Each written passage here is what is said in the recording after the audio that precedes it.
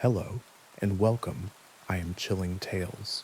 And as you get ready for bed, you must know that you are doing amazing and you deserve all the sleep you can get. So as you are winding down, let me know where you are from and what time you are watching this video. Like and subscribe to help the channel if you'd like. Now put your mind at ease and let the story unfold. The highway ended 5 miles ago, but the road didn't. On the map, it stops at the county line like a sentence clipped mid-word. Out here, it just keeps going, a pale ribbon you can mistake for a river if you're tired. And I was so tired the lines in the asphalt shivered when I blinked. The radio had gone to static and then to a low hiss, as if the car itself were breathing. I rolled the window a crack to let the night in.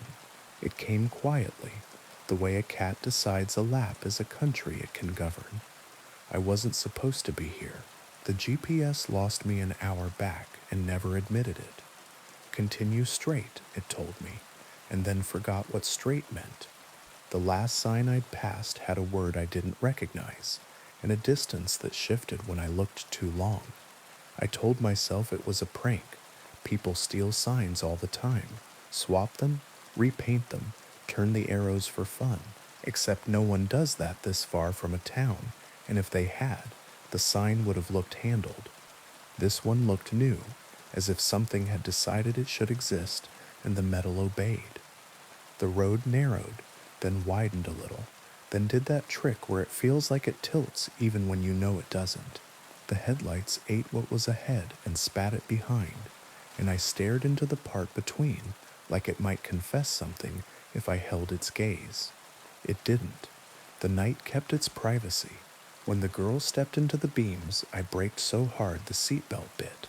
She was young, 20 maybe, a denim jacket over a white dress, bare legs goose-pimpled from the kind of cold that finds the bones first. Her hair hung dark and heavy, as if she'd just come from water. She didn't wave. Hitchhikers wave. People who need help reach. She simply stood there, one hand by her side, the other slightly raised, not to flag me down, but to keep her balance against something I couldn't see. I rolled forward until I was even with her, window down just enough to make it a question. "You okay?" I asked because I am a person who tries to deserve the stories I tell about myself. Her eyes lifted slowly, not because she was weak, but because the night is a weight, and she had been carrying it a while. "Can I sit?" she asked, calm, like asking for a glass of water. I unlocked the door. She got in and buckled up with careful fingers. The belt lay wrong across her chest for a second, and then remembered how to be a belt. "Where to?" I asked. "Home," she said, the way small children say the word when they mean not a place but an ending. "Where is home?" I asked. "Just keep going," she said. "You'll feel it." Some people talk to fill spaces. She talked like she was building them. The car took the road like a hand taking a pulse. We passed a stand of pines so tight they looked like hair. The air smelled like rain that hadn't decided to fall. The radio hissed and then cleared for one brief moment, and a song I almost recognized whispered the chorus, and then was gone, as if the frequency had been a door someone shut out of politeness. "You shouldn't stop," she said after a while, not looking at me. "I stopped for you." "That's different." "How?" The odometer counted in a lazy way, as if it too had decided to be patient. At a bend where the scrub turned to open field and the sky took a breath, a figure appeared at the far lip of the headlights. A man this time tall, long coat, hat brim low. He stood in the lane like an apology. I eased the wheel to give him room and the car obeyed, but my hands didn't move much. The road had its own ideas. The headlights stroked the man's sleeves. The coat didn't throw a shadow. He didn't look at us, but I knew if he had, his eyes would have been pale and animal and old. "Don't stop," the girl said, voice glass smooth. "I won't," I said, and the car slipped by. In the mirror, he was closer than made sense, then gone. then only the suggestion of someone who had once known how to stand still. How far? I asked, keeping my voice level because calm is a spell. Farther than you want, not as far as it seems. Are you hurt? Not that way. Do you have a phone? My own had one bar of a network with a name I'd never seen, a little symbol that looked like a key. She touched the pocket of the denim jacket. He took it, she said, or the road did. They share. Who's he? The first one, she said, or the last? She turned her face toward the glass. The window reflected us as if we were a picture in a stranger's house. He stands where the road decides to be a bridge. There's a bridge? Relief brightened my voice. Bridges are proofs. If there's a bridge, there are banks. If there are banks, there's a map. She shook her head. It's not that kind. We passed a farmhouse with a porch light burning. The bulb hummed with moths. A woman stood at the screen door, holding a baby, and both looked like they were made of fog. The house moved away without tech or magic, just the ordinary disappearance of things you don't stop for. I kept my hands soft on the wheel. Will you tell me your name? I asked. She considered, then said, It's different out here. She reached for the dash and stopped before she touched it. You can call me Mara, she said, which was either true or right enough. When the road began to climb, the map in my head insisted there was no rise this side of the river. The car didn't care. The engine's note changed, deepened, settled into work. The sky thinned to a lighter black, as if soon it would admit stars. Do you remember the first time? I asked, because asking questions is how you keep from becoming the answer. She nodded. He asked if I needed a lift. Her mouth made a smile that didn't reach her eyes, not because she was lying, but because remembering takes energy. He said he was lost. I said me too. He said his name was whatever I needed it to be. She tucked hair behind her ear, an ordinary gesture that made the car feel less caustic. I got in. Did he hurt you? He was very kind, she said. He didn't put his hand on my knee. He didn't ask me where I was coming from. He didn't make me listen to his music. That's not an answer. Her fingers tightened on the seam of the seat. Kindness is a tool, she said softly. You can make anything with it if you don't mind what it builds. Did you get out? I asked. The door opened, she said. I stepped onto the same road I'd stepped from, only it wasn't the same because now it knew me. Wind pressed its cheek against the car. The speedometer sat steady, needle at 53, the number you pick if you're pretending not to hurry. Dust rose under the tires and settled as if reconsidering. How long have you been riding? I asked. She tilted her head, listening to something beyond my hearing. Since the county changed its name, she said. Since the river lost its syllables. Since the first sign painter forgot how to spell home. You look 20. Some roads are merciful that way, she said. They keep you the shape you were when you made the wrong choice. It helps them tell the story right next time. We fell into a silence that wasn't empty. The car's interior made small sounds, the whir of a vent, the tick of a cooling thing that shouldn't be cooling yet, the thin creak in the steering column I had been telling myself to get checked. The night outside offered insects and small private choruses. Somewhere far off, a coyote set its name to the field, and the field did not disagree. We topped the rise, and the road became a long, straight line, as clean as an oath. In the very center, the shape lay across both lanes like a gift you didn't order. I slowed, habit refusing to yield to instruction. Don't stop, Mara said, sharper now. What is it? Someone's reason, she said. It will be very convincing. I rolled closer. Bags? A tarp? No. 4 cardboard boxes stacked, each one labeled in thick black marker. Photos, kitchen, books, misc, the kind of boxes you carry when you leave the place your body learned how to sleep. They were taped shut, tidy, not crushed. To the right, a lamp lay on its side, shade dented. To the left, a framed picture faced the stars. I recognized the frame. I had one exactly like it, and mine held a photo of someone who had left and hadn't taken their face with them. The boxes were exactly the kind a person can't drive past. I pressed the brake again. Not hard, a breath. Don't, Mara whispered, and a second voice, very far away and very close, whispered with her, the voice that lives behind your ear and knows the size of all your nearly. I passed.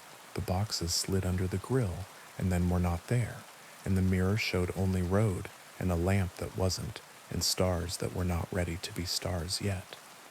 My hands shook. I wasn't proud. I was alive in a way that tastes like metal. What happens if you stop? I asked. You get out, she said. You carry the boxes to the shoulder. You pick up the frame and wipe the glass with your sleeve. You tell yourself you'll be quick. And then you are, she said, and also you never are again. The road bent gently left and then made a right that wasn't on any map. I followed.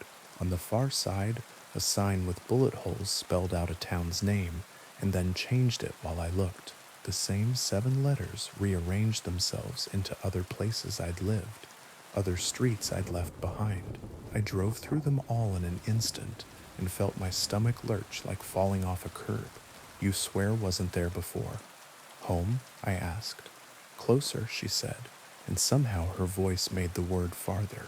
We passed a little chapel with a bell that rang once even though no one stood within. The sound didn't fade. It folded. We passed a service station where the price on the sign made no sense in any century. We passed a diner with a neon sign that said EAT and EAT until reading it became a hunger. Are there others? I asked because the car felt bigger than 2. She nodded. Some right ahead, some behind. Sometimes we see each other and sometimes we don't. That's part of the courtesy. The man in the coat? He waits at the middle, she said. There's always a middle, even on a road that never ends. Why does he wait? To remind you that you are very polite, she said, and that doors are reasons and reasons are doors. How do I get off? I asked. The question a stone, finally remembering it, is heavy.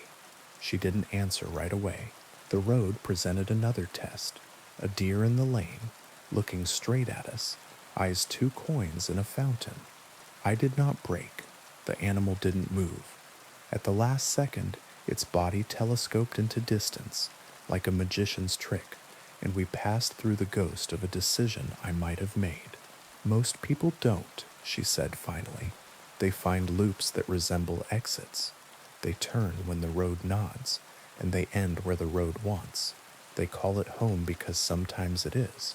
And you, I asked, have you ever gotten off? She smiled without humor. Once. It felt like stepping out of a moving story. The ground was so sure of itself, I cried. Houses had corners that stayed where you put them. People had names that didn't blur. I stayed until I started to think the road was a dream.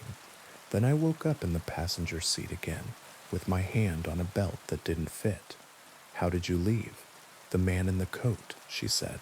He opened the door on the bridge that isn't a bridge and said, after you, like a gentleman. I said, no thank you. He smiled like a photograph. The door shut. I was home that night. The next night, I wasn't. The sky finally decided on stars. They arrived shyly, 1, then 3, then a scatter like salt from a high hand. The road approved. The car sighed. Ahead, the horizon glowed with the kind of light cities make when they can't help themselves. My chest loosened. Civilization is a story with decent lighting. Is that? I began. It's where you think you're going, she said gently. Isn't that home? It can be. Will it be for you? She looked at her hands, then at the glass. In the reflection, I saw us again. Me, tired, her, 20 forever. The road patient. It was, she said, once. As we drew nearer, the glow did what glows do on this road. It stepped back. The closer we came, the farther it moved. Always at a respectful distance, like a cat that will let you pet it, but will run if you try to pick it up. I laughed, less because it was funny than because my body needed to choose between laughter and the other thing. I could turn around, I said. You could, she agreed. What would happen? You would meet us coming the other way. The radio cleared again, a different song this time, older, with a voice like polished wood. I reached to turn the volume up. The knob turned itself down. When I took my hand away, the volume went to a perfect level and stayed. The singer told a story about a man at a river who wouldn't cross and wouldn't go back, and learned instead to be a tree.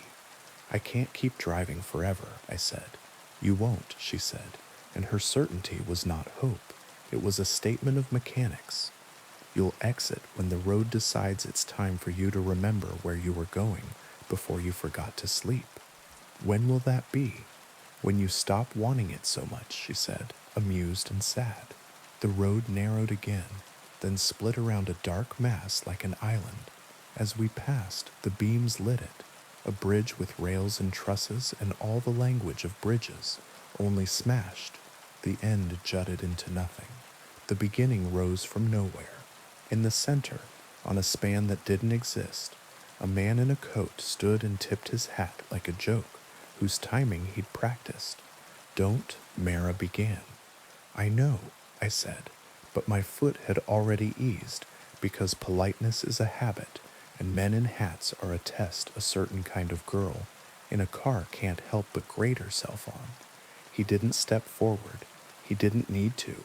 The door in the air swung, and wind I couldn't feel lifted my hair, and for a second the car was full of a smell, like old paper and rain, before the first drop, and I wanted with all my body to stop, because if I stopped I could ask my question, and he would answer it, and the answer would be about me, and mercy, and how some roads end if you are kind at exactly the right moment. Don't, Mara said, and this time her hand closed around my wrist, warm and real, and I didn't. We slid under the place where the bridge didn't meet, and came out the other side whole. In the mirror the man became a smudge, became a memory, became a story I might tell later, like a joke. The glow on the horizon went out, as if the city had decided to sleep. In its place a smaller light appeared, nearer, steady, a porch light. Mara exhaled. My chest did too.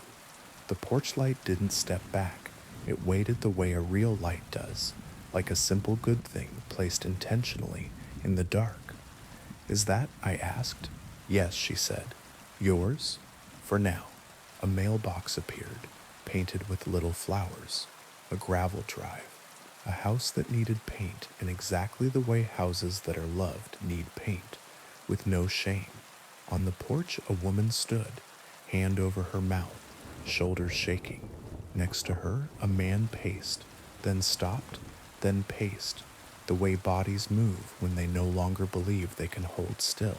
A boy sat on the steps with a dog that could not decide whether to bark or run or wag its whole back end off. I pulled in. The gravel made the sound of relief. The car stilled. Mara's hand slipped from my wrist. Thank you, she said, and this time the smile reached her eyes like sun finding a window. Will you? I began. Maybe, she said.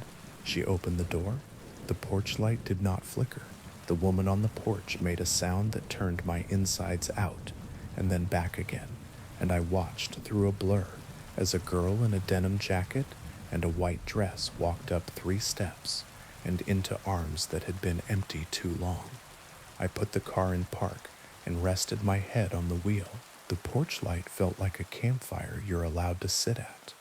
The dog barked and then remembered to sniff, and then remembered to lean against every leg it could find. The night softened. When I looked up again, a man in a coat stood at the end of the drive. He was far away and very close. He raised a hand respectfully, as if to say good evening, neighbor, and I, polite idiot, raised mine back. He tipped his hat and took one step toward the road that leads to the road that never ends. I left before he could remember my face. 5 minutes later, the GPS found itself with offended pride. Street names returned to human syllables. The radio gave me a station with commercials for mattresses. The air outside smelled like someone else's lilacs. I should tell you that I drove home then and slept and woke, and the world remembered me. I did, I have. The road that doesn't end is still there, and some nights the map on my phone glances up like it recognizes an old flame. I don't drive that way anymore, but sometimes it comes a little way toward me, the way rivers do when it rains, and I feel my hands soften on the wheel. If you find yourself on it, don't stop for reasons. Don't pick up boxes with your name on them, even if the handwriting is yours. If someone in a coat opens a door that isn't attached to anything and says, "After you," smile like a person raised by wolves who learned manners anyway, and say, "No thank you," and keep going until a single porch light stands its ground. When you see it, you'll know. It won't move. It won't bargain. It will not be a glow on the horizon that keeps stepping back. It will be a small, stubborn circle of ordinary. It will be enough. Now, on to the next story. The first time I heard the song, I thought it was the wind doing what wind does in places that have been emptied of purpose. The old quarry, everyone in town called the Hollow, had been shut for decades, a bite taken out of the hill and never chewed. I camped there because I was cheap, tired, and too proud to admit the motel's flickering vacancy sign made me nervous in a different way. By day, the hollow looked like ruin with a view. Rusted cables drooped in lazy parabolas. A shattered conveyor belt lay like a peeled road. The pit itself dropped in terraces of stone, the color of old teeth, every ledge filigreed with scrub that had no interest in my opinion.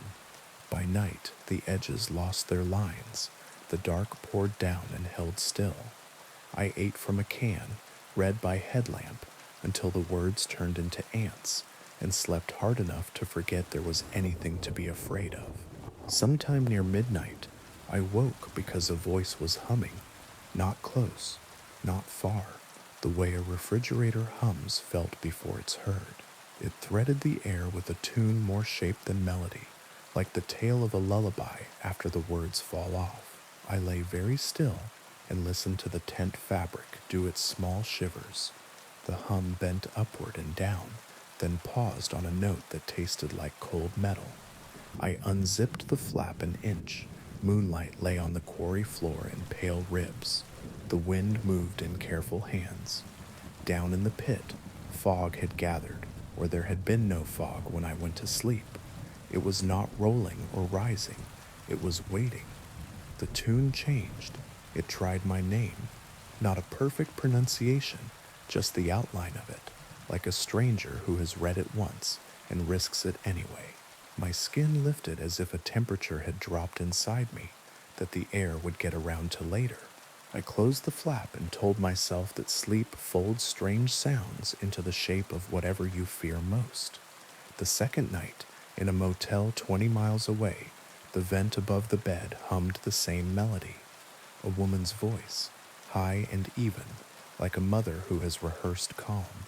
When she reached the place where the note bent down, the vent breathed my name correctly. The TV volume didn't help, neither did running the sink. In the morning, I put my coffee down untouched and asked the waitress if anyone had ever complained about a noise from the hollow. She went still, in the kind of way you see around grief. "Don't go back," she said, not unkindly. I wasn't planning to. She looked at me the way my fifth-grade teacher did when I said I hadn't eaten the paste. It remembers who listens. The third night, I sat where the pit's lip turned to shale, and the wind had to decide whether to go on or circle back. Fog moved below, as if someone were stirring something heavy with a spoon too long.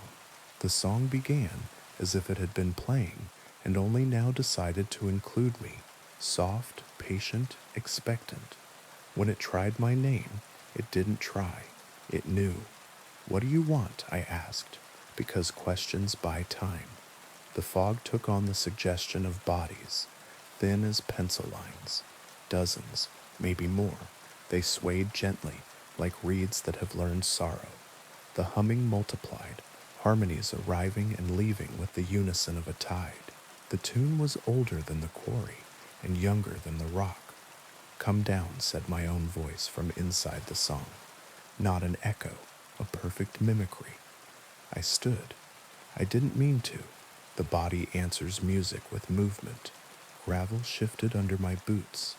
The descent toward the service road suddenly looked reasonable, like stairs you just hadn't seen before.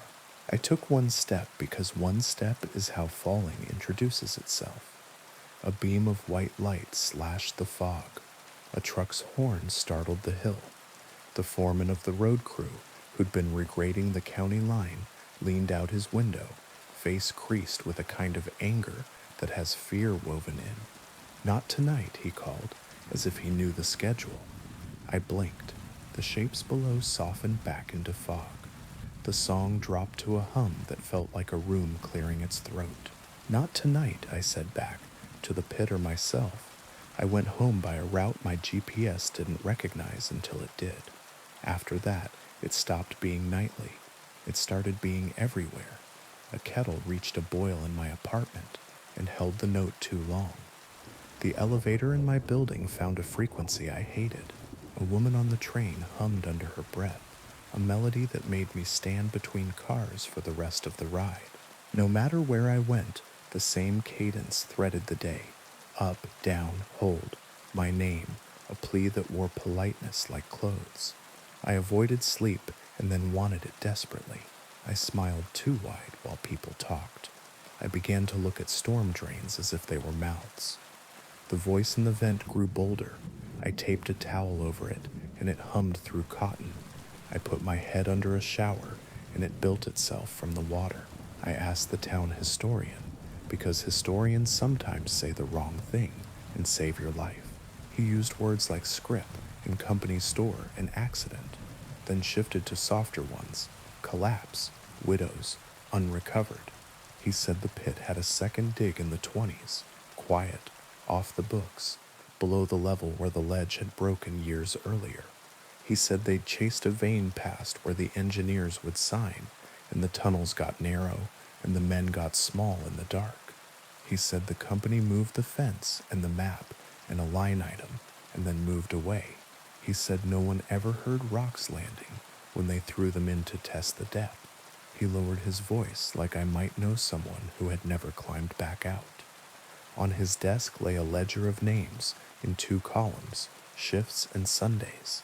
Pencil thin, some scored, some entirely erased, some smudged like someone had rubbed them and then stopped. He let me read until my eyes blurred. Beside the list, he'd written a single sentence: "What sings down there isn't grief alone." "What else?" I asked.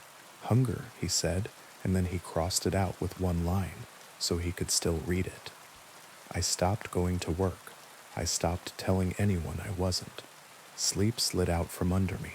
I found myself standing by the sink at 4 a.m., holding a glass as if I had always held it. The tune had become a presence that didn't need sound. I heard it in my molars. I felt it in my wrists. My body tuned itself to a pitch the world didn't share.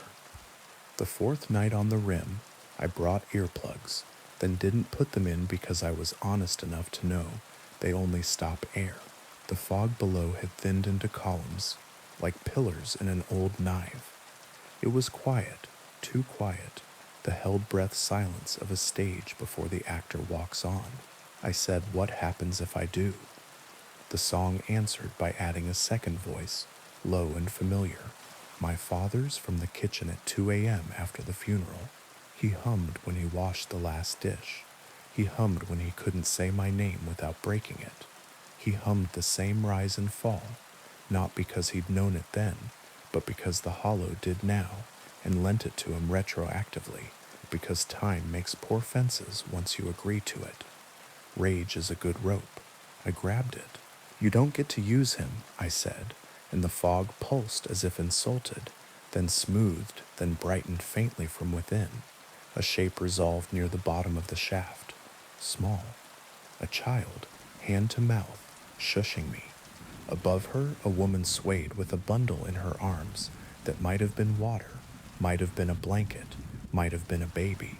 Around them, lines of men in canvas coats leaned on tools. They were still as photographs, and yet they were moving, a posture learned when a voice is near you. Want to honor. What are you? I asked. The answer reached my chest without touching my ears.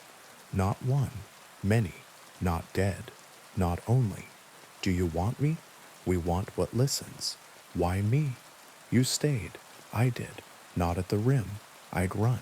But everywhere else, in the vent, at the sink, on trains, in doorways, I had made space for the song in hours where memory should live.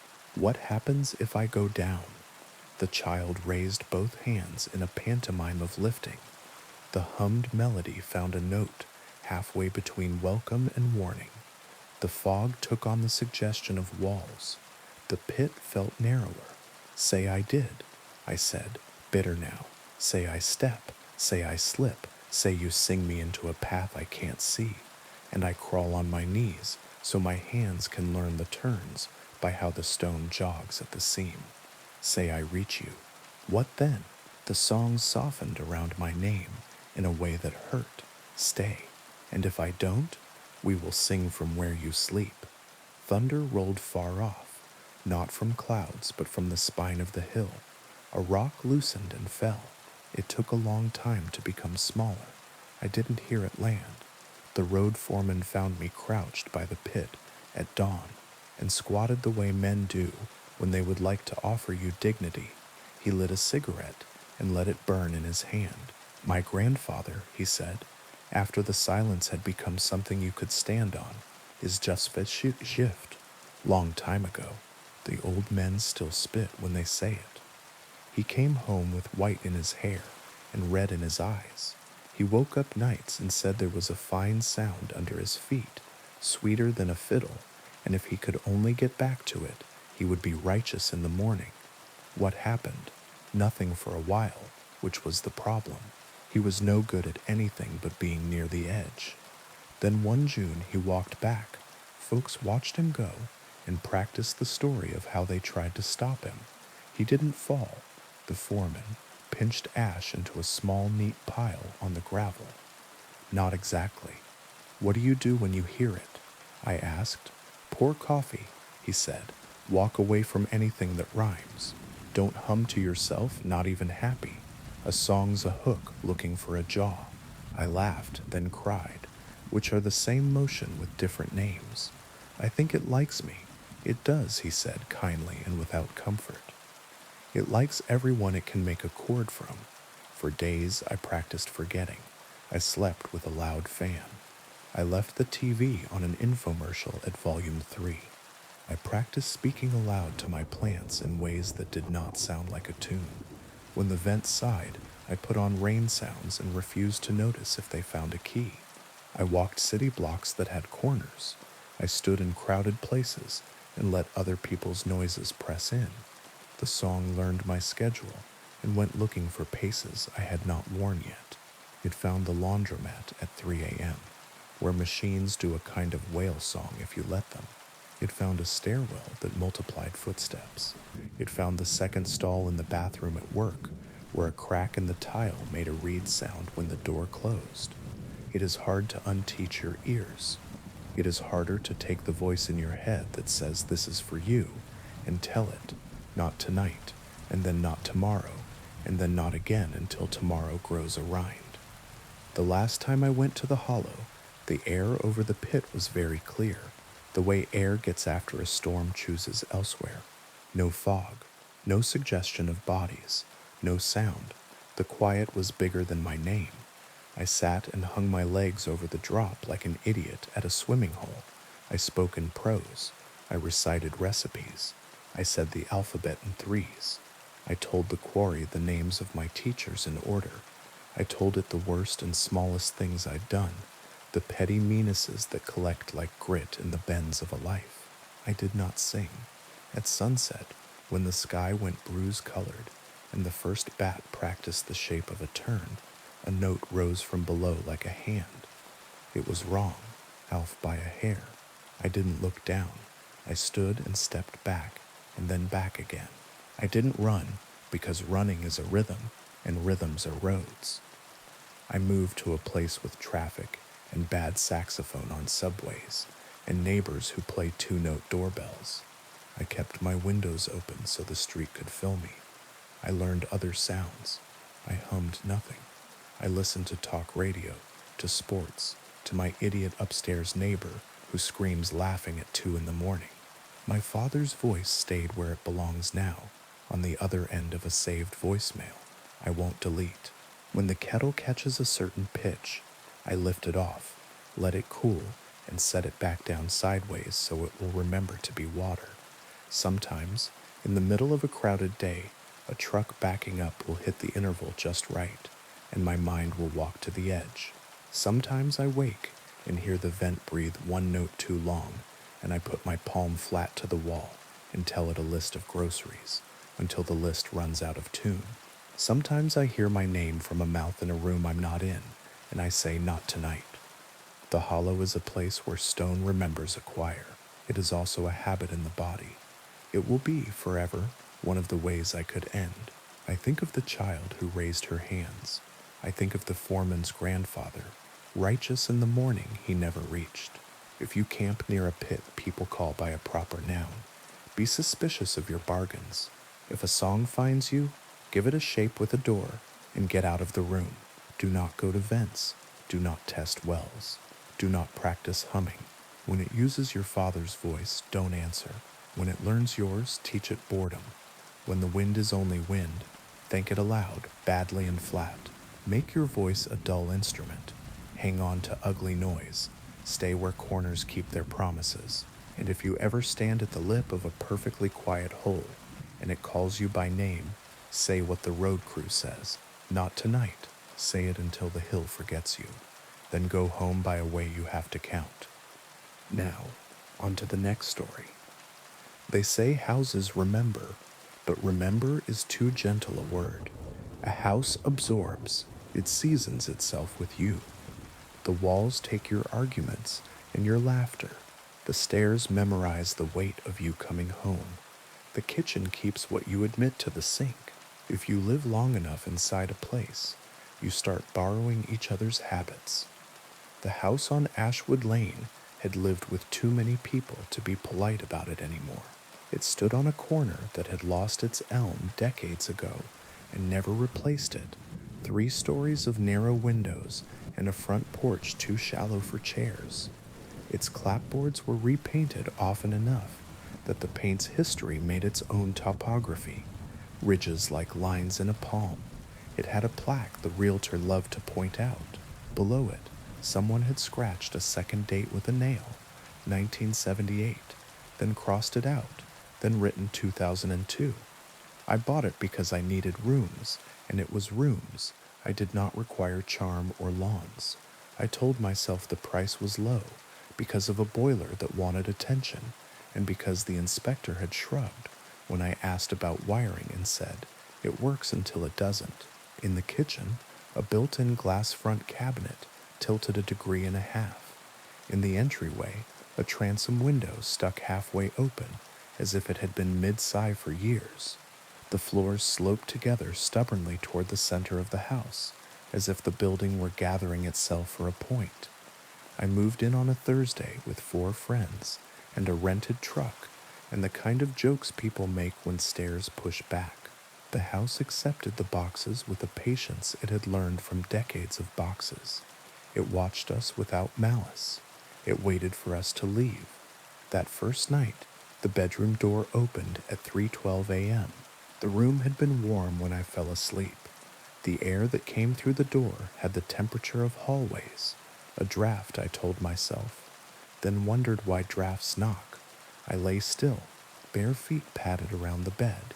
Not heavy, not childlike either, a weight that didn't care to be categorized. I sat up. Nothing. I set my phone to video with the flash on and stared at the small screen until my eyes dried. The door moved a hair and settled. The hallway beyond held its breath. In the morning, small handprints smudged the wall opposite the bed. 4 fingers and a thumb, precise as stamps, the color of dust. I wiped them with vinegar and a cloth as if the house were a counter. That evening, they were back, lower, as if the child had been standing on something earlier and didn't need it now. The neighbors did their duty: pies, advice, names. On the second afternoon, Mrs. Lang from the corner walked me around the block, pointed at gutters, at hedges that don't belong, at the sky when it does a certain thing before rain. When we came back by Ashwood, she paused on the sidewalk as if she weren't sure whether to take one more step. "You'll hear things," she said. "Don't answer questions you aren't asked." "What kind of things?" She made a small shape with her mouth that admitted the existence of a list, and then closed it. "Open your windows in winter once in a while. Houses need to breathe. Same as people." She patted my arm as if I had delivered good news, and crossed the street without looking. At night, the house breathed on its own. Heat ticked in the registers. The upstairs bath pipe shuddered with the ghost of water. Wood flexed. The sounds organized themselves. A woman humming in the kitchen, the tune unambitious, the hum a habit, a man pacing in the study, the way sound changes when it crosses a rug, a child racing down the upstairs hall and stopping at exactly the place where my bedroom door meets the casing. I did the ordinary exorcisms, salt across thresholds, because my grandmother had cheap white candles and sills for light shapes. A bell rung room to room because a friend had sworn it had helped during a bad year. The bell's note made a place in the air, and the air closed over it. The third week, a toy horse stood on the mantel.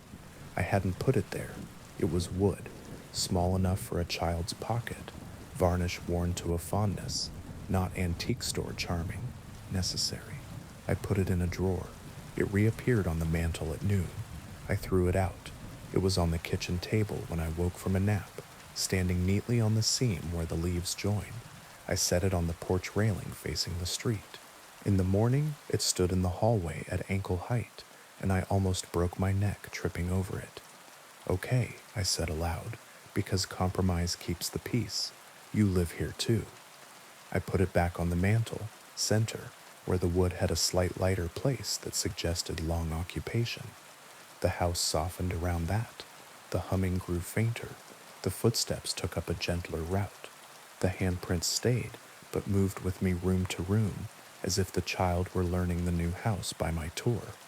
I learned the history the way you learn any complicated thing, by collecting small specific facts until they begin to stack into a structural truth. The town records listed owners who left suddenly. One family had defaulted 3 months after a baby's funeral. Another had sold at a loss right after a fire that never fully scorched a wall. An electrician's widow had signed the deed with a hand that made careful schoolteacher loops. She died in a smaller house across town 6 months later. In a microfilm of a 1931 paper, I found a 2-inch article. "Local girl drowns in well. Mother inconsolable." The address was mine. I avoided the well. It had a lid someone had secured with rope, and the rope was older than my parents' marriage. I left it older. It is one thing to know a house holds its old weather. It is another thing to wake in the study with a revolver in your hand. The barrel was cold and oiled. The weight was the kind of truth you can tell in the dark. I was not seated where I had fallen asleep. I had not come down the stairs. The chair knew me anyway. The clock that had not worked since I moved in ticked solemnly. A whisper behind my ear, that complicated space between house and head, said, careful and kindly, "It doesn't hurt for long." I set the gun on the desk and stepped away. The wood moved under it. I blinked. The gun wasn't there. The desk had a small dent where a heavy thing had rested often. I called a friend and asked if she would sit in the kitchen with me a while. She arrived with bags and a loud laugh. The house met her like a dog that's good with children, but not men. After an hour, she frowned at her phone. "Do you hear a baby?" she asked. I lied. Traffic. She nodded, relieved, and left before night, because somewhere in her body she knew I would ask, and something in the house would not let me. I stopped inviting anyone. The house grew pleased. The humming drew closer to the register I sleep in. Some nights I woke to the smell of bread baking, imaginary and exact. Some mornings the mirror blurred as if hate had exhaled on it. I wrote lists to convince myself I was living. Fix that one sash, oil the hinge, replace the two cracked tiles by the stove. I did the work. The list did not get shorter. The basement door locked when I walked by, not with the violence of a movie, with the patient click of a teacher closing a classroom, so you won't be distracted by what is outside. Once, late, I leaned against it and pressed my ear and heard a low conversation in a language I almost understood. The grain's complaint, the pipe's arithmetic, the soft cadence of concrete telling itself how to hold. The third month, the house offered me mercy. It played me a memory that wasn't mine, but could be if I laid down my own, on the nursery floor, because I had begun to call it that. And what you name is yours. The rug rippled like heat over tar. A woman seated in the rocker, materialized from nothing, not like a ghost, but like a fact I had missed until now. Hair pinned, sleeves rolled, forearms pale from dishes, a child at her shoulder, doing that breathy, almost laugh babies do when milk is near. She looked up at me, irritated at the interruption, then softened, the way mothers soften when they decide you are tired, not malicious. She said, you'll wake him. She and the boy became gathering smoke that smelled not like fire, but like a wool coat hung near one. It is difficult to pack a bag when the house knows. Boxes opened themselves. The tape would not stick. Keys went missing and turned up exactly where they belonged, laughing the small, mean laugh of objects. I threw 3 sweaters in a duffel and zipped it fast and found it empty. An hour later, and the sweaters folded in my drawers better than I ever fold. Stop, I said into a corner, charming the shadow like wayward salt. What do you want? From every room at once, stay. Remember with us. The voices layered, the kitchen hummed, the study steps, a baby's delicious sigh, the ring of hammer on bracket, a dropped glass, the rise and fall of a fight a couple had had 100 times, and then decided not to have any more because they wanted to see a movie instead. The house had kept it all, and wanted me to shelve myself in that library. You can keep it, I said. You don't need me. We keep what we are given, said the low voice that might have been the man at the desk or the house itself. We require an indexer. For a week I wrote down everything that happened to me in the house, every small act and sound, and hid the pages where the walls could not eat them in my car, under the mat, at the bottom of a bag of rock salt on the porch. I read them aloud to myself in an ugly voice. I made my memories heavy in the air so they would belong to the air and not the plaster. When the house offered me old bread smell, I burned toast and cursed it. When it offered laughter in the room where I watched shows, I put on a documentary about bridges and let the narrator's soothing voice knit a scaffolding. 2 nights before I left, the well lid creaked, not because the rope failed, because courtesy. I went to the kitchen window and looked out across the scraggly yard and saw nothing. The lid returned to settled. The smell of wet stone came under the back door like a cat. I let the back door stay shut. I slept sitting up by the front door with my bag on my lap and every light on and my shoes on my feet. At 3:12, the bedroom door opened upstairs, even though no one was in the bed. Bare feet circled nothing. The stair treads counted something that was not me. I sat there until the light through the transom remembered morning. I left at noon with the help of 2 men who did not ask questions and did not look up. I did not lock the door. I left the toy horse on the mantel, centered. I told the house in a normal tone that I would not say goodbye. It likes closure too much, it would have used it. I stayed with a friend across town for 6 weeks. The first week, my sleep came back like a stray, skittish. Then sure. The second week, I woke to the smell of bread and left the apartment and walked the block until it was gone. The third week, my phone recorded a voicemail of empty air from my own number. 4 full minutes of the sound a room makes when it is waiting. I deleted it with clean hands. Mrs. Lang watched my lights not burn and delivered gossip the house could not eat. The new buyers were a couple with money and a fondness for crown molding. They brought a designer. She lasted 4 days and left with a cough. The couple closed anyway and hired a contractor who shook his head and unshook it and began. A month later, at Lemon Light, an ambulance came, then left without its siren. Not dead, Mrs. Lang said softly on the phone, as if the house might be listening on both ends. Not his blood. I hired a lawyer to unwind the sale. I paid to get nothing back. Money is a ritual. The house respected it. On the last day, I went to pick up mail that had insisted on finding me there. The porch boards gave under me, the way old bread does under a knife. The front room held its furniture-shaped air. The mantle, of course, held the horse. I didn't touch it. I set the mail on the floor. I said aloud into the corner of the ceiling, "I lived here. I declined to be filed." The transom exhaled. The upstairs hall counted. The kitchen made the sound of a chair sliding back. A child's handprint smudged at knee-height on the door frame, fresh as breath on glass. I pulled the door shut behind me. The lock clicked the way it does when a house locks you out of kindness. In my new apartment, flat floors, sullen radiator, windows that stick in summer, I keep nothing I would cry over losing. I buy bread at the bakery and hand the bag to the air. Here, if you want to smell it honestly. I keep a wooden horse in a drawer that has never opened itself. It is not the house's. I carved it badly. The varnish is uneven.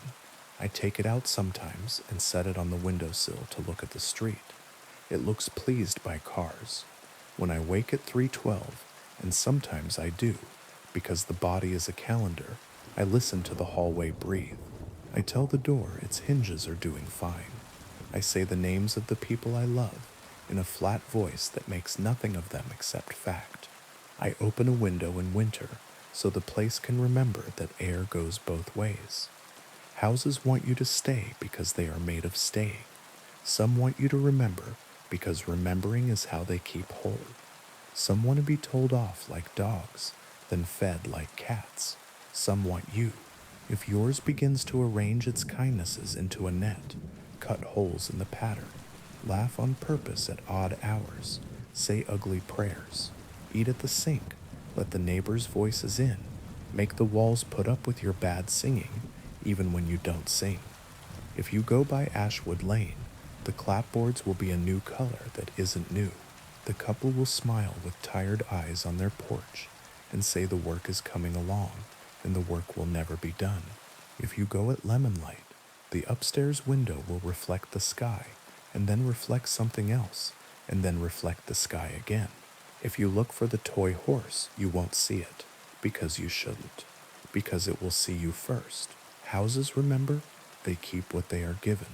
Don't give yours what you can't stand to have replayed. And if a door opens at 3:12, don't say who's there. Say not tonight. Say it like you mean to live somewhere with ordinary air. Say it again if the house is kind enough to ask nicely. Now, on to the next story. The storm didn't take the town in a hurry. It arrived the way old debts do, announced by a change in air, a smell of wet metal, the gulls gone quiet, as if they'd been told a secret. The harbor smoothed itself under a sky that had lost its edges. Every house on the cliff shut a single blind, then another, the way eyes close when they don't want to see the ending. I sat my shift at the volunteer station with the radio tuned low. The lighthouse proper hadn't worked in years. Automation, budgets, but the beacon still spun on calm nights, because the town liked the look of it. The real work was below, at the end of the breakwater, where a pole held a LED that blinked red with bureaucratic rhythm. It never failed. It just wasn't enough. Before the first heavy drops, I saw them, 3 pale lanterns hovering low over the water, far outside the mouth of the harbor where no boats should be. Not the sodium lamps of the causeway, not the shrimpers' deck lights. These floated like will-o'-the-wisps held by careful hands. They moved together, then apart, then together again, the way people walk when they are not sure whether to enter a house. I reached for the binoculars, even though the rain had started to stitch the air. Through the blur, I made out the shape of a skiff where the lanterns hung, too small for the swells the storm had already promised, too far out for anyone with sense. A figure at the bow lifted a light and turned, as if looking for a channel that had shifted while they blinked. "Don't," I said to the glass, to the weather, to anyone who might be listening.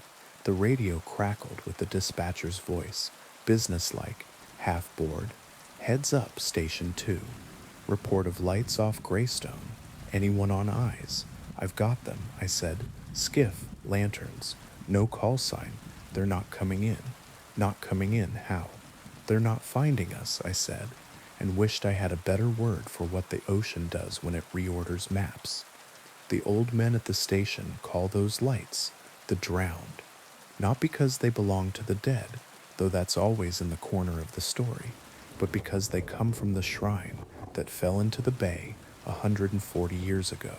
It sat where our breakwater sits now, a wooden pavilion built on pilings, a place to leave coins and wishes and thin paper charms that fluttered in wind that had learned manners from prayer flags. One storm took it. The pilings cracked, the floor tilted, the lanterns went under and kept burning where the eyes couldn't see. That's how they tell it, without smiling. Sometimes, on nights like this, the lights rise again and ask the living to remember the way in. I put the horn on the roof and sounded a warning. The low note went out across the water and came back wrong, bent by rain and tide. I grabbed the emergency bag because you always grab the bag, and I ran for the breakwater because you always run for the place where rocks look like help. By the time I reached the end, the lanterns had drawn closer, 3 small fires cupped in careful hands, level with the waves but not afraid of them, moving with the tide and against it. I could make out the skiff's hull now, pale plank on pale water, and the person at the bow, a boy in a raincoat that had lost its yellow, hair plastered to his forehead, eyes fixed on the red blink like he could stare at brighter. "Turn back," I shouted, pointless. The wind filed my words until they were too thin to pick up. The lantern nearest me dipped, then lifted, the international language of please. The boy turned in the direction the flame motioned. He didn't see me. He didn't see anything but light. I didn't have a boat. The town keeps the work skiff locked 2 doors down for liability reasons, which is another word for regret. What I had was rope and the old stories about what you do when the drowned borrow the night. You give them what they ask for and make sure it cannot hurt them. You toss them ladles with holes in the bottom so they can bail forever without sinking you. You answer when they count you, but wrong, so they cannot get the number they need to take you with them. You carry salt in your pocket and throw it over your shoulder as if the ocean might be surprised by that memory. The boy raised his lantern high. It was made in the old way, wooden frame, rice paper sides, a wick that did not mind rain. He swung it toward the gap in the breakwater where the old foundation stones still show under low tide. No gap existed now. The storm had topped the rocks with a single long muscle of water. He stepped forward with the easy confidence of someone who has crossed this way 100 times in a summer that is not this one. "Stop," I yelled, and threw the coil. The line arced, fell short. Another wave lifted the skiff and turned it a fraction. The lanterns shifted to match, patient as nurses. A hand appeared at the stern. Another figure, older, shoulders big enough to carry nets and names. He said something to the boy I couldn't hear. The boy shook his head. The older one looked up at the breakwater with eyes that were neither frightened nor angry, just aware, the way you are when you have taken inventory of your luck and found it insufficient. "Take the end," I shouted and threw again. farther into the shape of the wind, praying the rope would decide to be heavy where it needed to be. It landed against the skiff's port side with a slap that sounded like a door closing. The older man caught it in one hand without looking. He didn't tie it, he just held on, like a man is a cleat until he isn't. The lanterns dipped again, once, twice. The boy turned them toward the break in the rocks that wasn't there, and for a second, just one, the water lifted as if rising to the idea of a channel. The skiff slid in. The rope went taut between my hands and the older man's. It hummed. "Let it go," I called, because the humming had a pitch I knew from the vent above my bed on nights when the wind wants to be a song. "Let it go, and follow me, but the drowned don't let you do both. If you drop the connection, the lights move on, patient, polite, expectant. If you hold the connection, they guide you, and their idea of safety is not yours." The boy stepped onto a rock that had no dry on it. The older man's hand tightened on the rope. The skiff slid sideways and did not lift with the wave that should have lifted it. The lantern ceased to need hands. I don't make heroic decisions. I do the next sensible thing badly and with sincerity. I wrapped the line twice around the iron post at the end of the breakwater and leaned my weight into it and prayed I wouldn't get the older man killed by giving him something to fight that wasn't the ocean. "Turn your light," I yelled at the boy, because light is language, and he was listening to the wrong conversation. "Turn it to me." He did, not because I had any authority, but because I sounded like a shoreline, and he had forgotten how to find one. He swung the lantern toward my face, and for a second we saw each other plain. His eyes were not young at all. Mine were tired. Rain made us both strangers. The lantern's flame licked my cheek without burning. It smelled like salt and something older than oils. I lifted my free hand and shaped the air as if it were a knob. I turned the boy's lantern toward the red blink at the end of the pole, and then past it to the left where the channel actually ran tonight, which is not where it ran last week and never where it plans to run tomorrow. It took him a moment to understand that I was asking him not to follow the light to the light, but to aim the light at the way. The older man read it first. Something in his shoulders changed from resisting to remembering. He shifted his weight. He didn't pull. He held. The rope hummed a new note. The skiff found water that wanted it. The three lanterns moved to match, one leading a fraction, one flanking, one hanging back as if to count. The boy held his higher. The older man stepped closer to the center of the boat, feet following memory, not map. Together we slid the skiff along the wet top of the breakwater's logic until the inside water calmed enough to welcome them. When the bow kissed the lee side of the rocks, the older man let the rope fall. The boy's lantern guttered and flared, then burned steady. I dropped to my knees and hauled until the skiff's hull scraped the stones, and the boy stumbled into the small and particular gravity of safety. He looked at me like a person looks at a window after getting out of a locked room. The older man tied nothing, thanked no one. He was the kind of grateful the ocean approves of.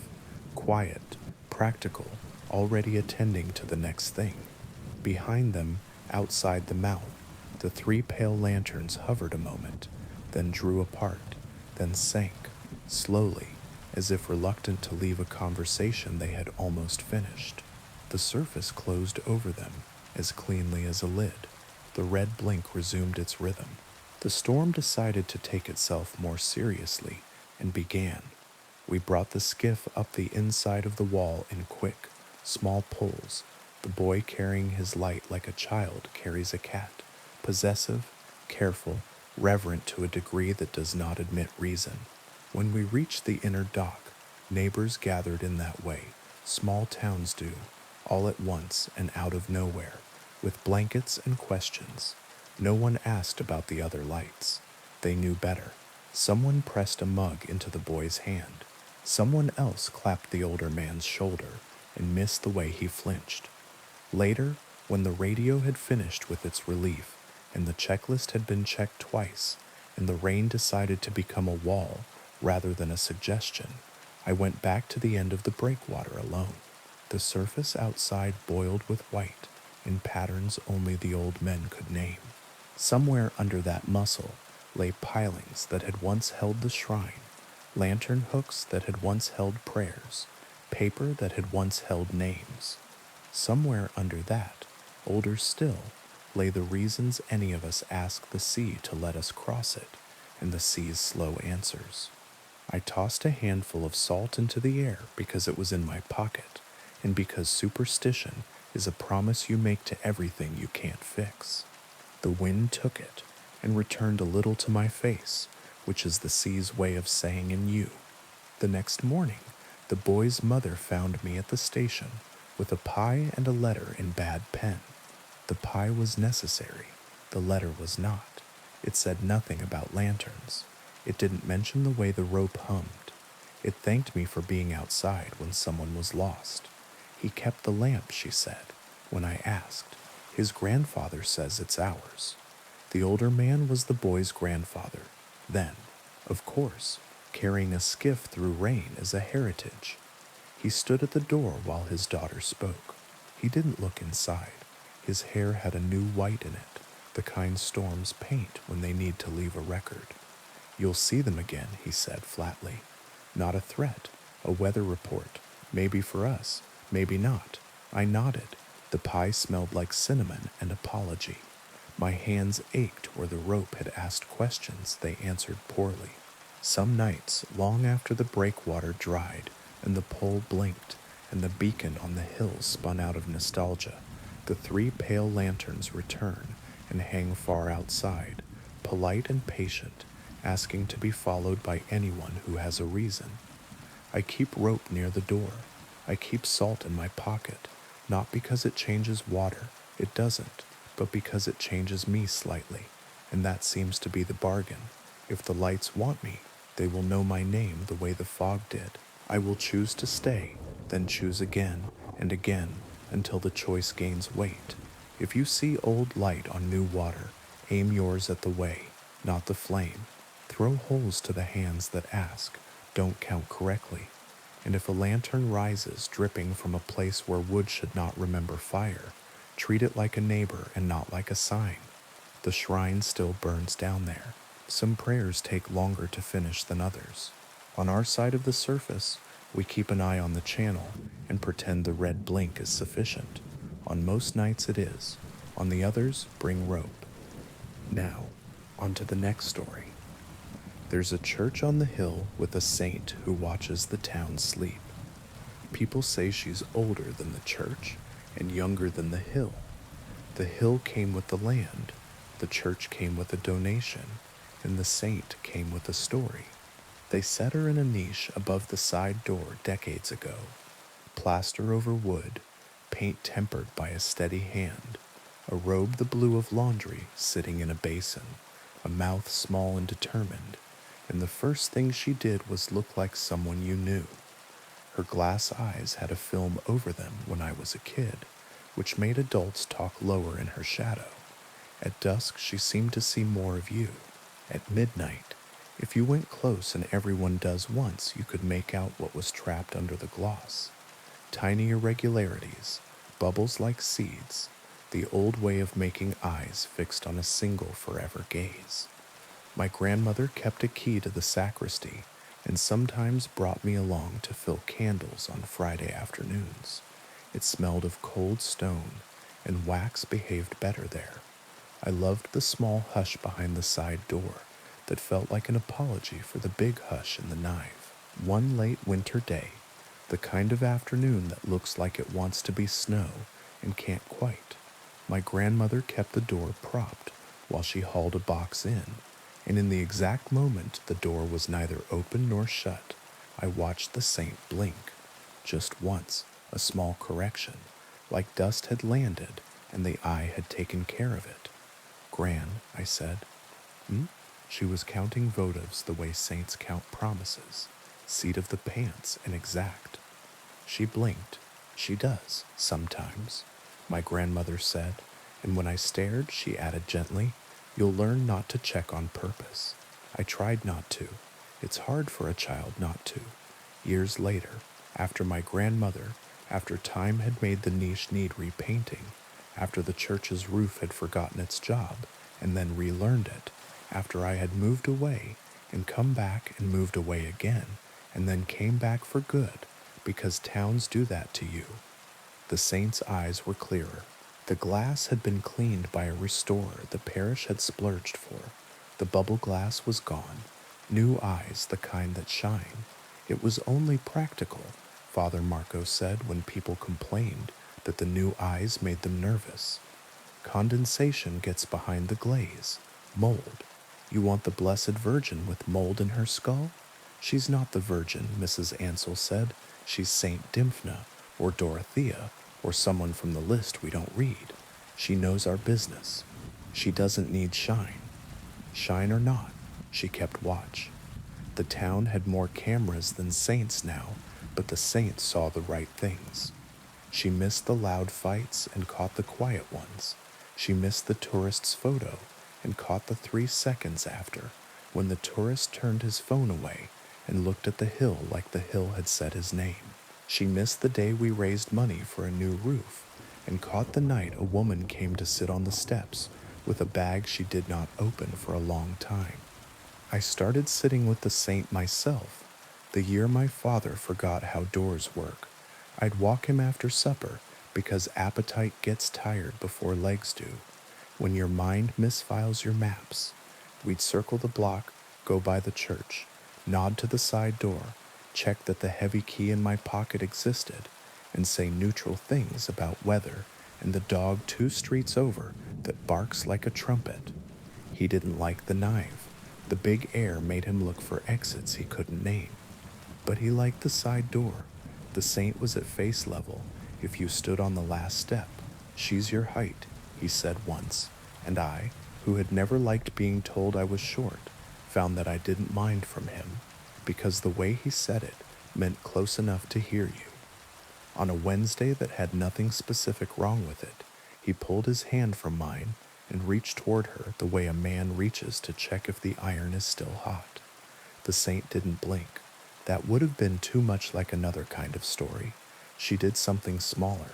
She turned her head a fraction. The glass caught dusk, then didn't. Careful, I said, but I wasn't talking to him. I just wanted to see what color, he said, hungry for words that day. Are they brown or green? Blue, I said, and then realized I was wrong. No, they're the kind that change. He looked up at her the way a child looks at a shelf and decides to climb. She knows, he said, satisfied, and I wished not for the first time that religion were as simple as the sentences we put in our own mouths. That night I woke at 3:12 and heard, no, felt the shift in the house that says a parent's feet have found an inappropriate route. I checked his room, empty. The front door hadn't been locked because he hated the idea of locked anything. I found him on the church steps with his coat misbuttoned and his breath in the air like a small, honest cloud. The saint's eyes shone. The town lay below, lights like coins thrown into a fountain too full. What did she say? I asked, hushing myself, because asking is good and answering breaks something. She asked if I remembered the tune, he said, then laughed, then touched his head, then said, "It's a walk, isn't it?" It is. We walked home very slowly, so the tune would not get ahead of us. After he died, the saint was easier to look at. Grief can make you love statues, because they don't change except when they do. I brought candles to the side door and lit one in the little rack where the safe licks at quarters. I said, "For my father," in a voice that did not ask for a miracle. A miracle is a shortcut, and a house like ours needed a road. She looked past me. Of course she did. Saints look at the thing you didn't bring. I began to see other people standing on the steps with the same hungry look. A woman with a split lip, careful, fresh, holding a phone like it might bite. A man who wore a jacket that said another town and eyes that said this one. A kid with a backpack too light for homework, too heavy for running away. People came and told the saint their secrets without saying anything. That's the correct way to do it. When the rumor went around that the saint had been seen weeping at the side door, proper miracle whispered at markets. I shook my head. We are greedy for tears. The story arrived with details, witnesses, tissues waved like surrender flags, and still I said no. If she wept, it would not be public. It would not make anyone's faith bigger than their town. Still, I began to carry a handkerchief folded in my coat pocket, the good linen one, because my grandmother would have done it that way, and if the saint needed a plain square of clean white to choose, I could pretend that was something I could offer. One evening after the early Mass, when the light in the nave remembers how to be gold, Father Marco asked if I could help carry boxes to the sacristy. He is older now, ladders, and he don't rhyme. We stood in that small hush where wax behaves and unwrapped a new set of beeswax pillars the bishop had sent because he felt guilt about something distant and expensive. Do you think she blinks? Father asked, not looking at me. I know she does, I said. I saw her as a child, and once again when my father was halfway out of the world. He nodded. She's not Dymphna, he said, apropos of nothing except his own wrestling. The diocesan archivist found the original note from the donor. It says St. Lucia. Eyes, I said, feeling slow and chastened. Of course, she carries them on a plate, if you remember your gory holy cards, he said wryly. She leaves the better ones where they're needed. We stood a moment. Do you think that's why she watches the town? I asked. To take and give? Everyone's always taking and giving with saints, he said, kind and tired. Perhaps she just watches so that someone is watching. There was a sound from the side door. Not the hinges, the quiet shifting of someone who has made a decision at last. Father and I glanced at each other and did not move, because the right kindness is to let some decisions be witnessed without help. Footsteps came and went. The door breathed and settled. The saint kept her eyes on the hill. It was the handkerchief that did it, in the end. A week later, wind sharp enough to strip paint from breath, I found a scrap of white cloth folded precisely on the bottom step, not damp though the stone was wet around it. My hand knew it before my head did, not mine. The linen was older and finer. The stitches on the edges were hands' work, not machines. In the center, the cloth bulged a little, as if it held a coin. I unfolded it, stupid, reverent. A small glass bead rolled into my palm, rounder than the saint's eyes, mottled with tiny bubbles like seeds in jam. I looked up. She watched. It isn't an eye, I told myself aloud, because language keeps doors between things. It wasn't, not anatomically, but I knew what it meant when it was mine for a moment. Someone had come in the night with a need, and the saint had made a trade in symbols. Here is vision, leave me your fear. Here is clarity, leave me your lie. Here is the ability to look and not forget. Leave me the part of you that wants to. I wrapped the bead back in the linen and tucked it into the niche below her hands, where small offerings rest. The note folded like an airplane, the ring left like a relief, the dried bouquet that sticks around out of loyalty. Find who it's for, I said. Ridiculous, and walked home with my hands in my pockets, so I wouldn't touch my eyes by accident. News ran through town, not as gossip, but as startled gratitude. A girl who had fallen had the courage to say she had. A man who had been caught in his lie told it himself, and then told it again, until it felt like a story he was done with. A neighbor who'd gone quiet after the hospital returned with jokes only one person laughed at, and that was enough. No one said the saint did it. The saint keeps watch. People do things. One night late, I woke to the feeling that someone was standing at the bottom of my bed. It was the old fear. I am not immune.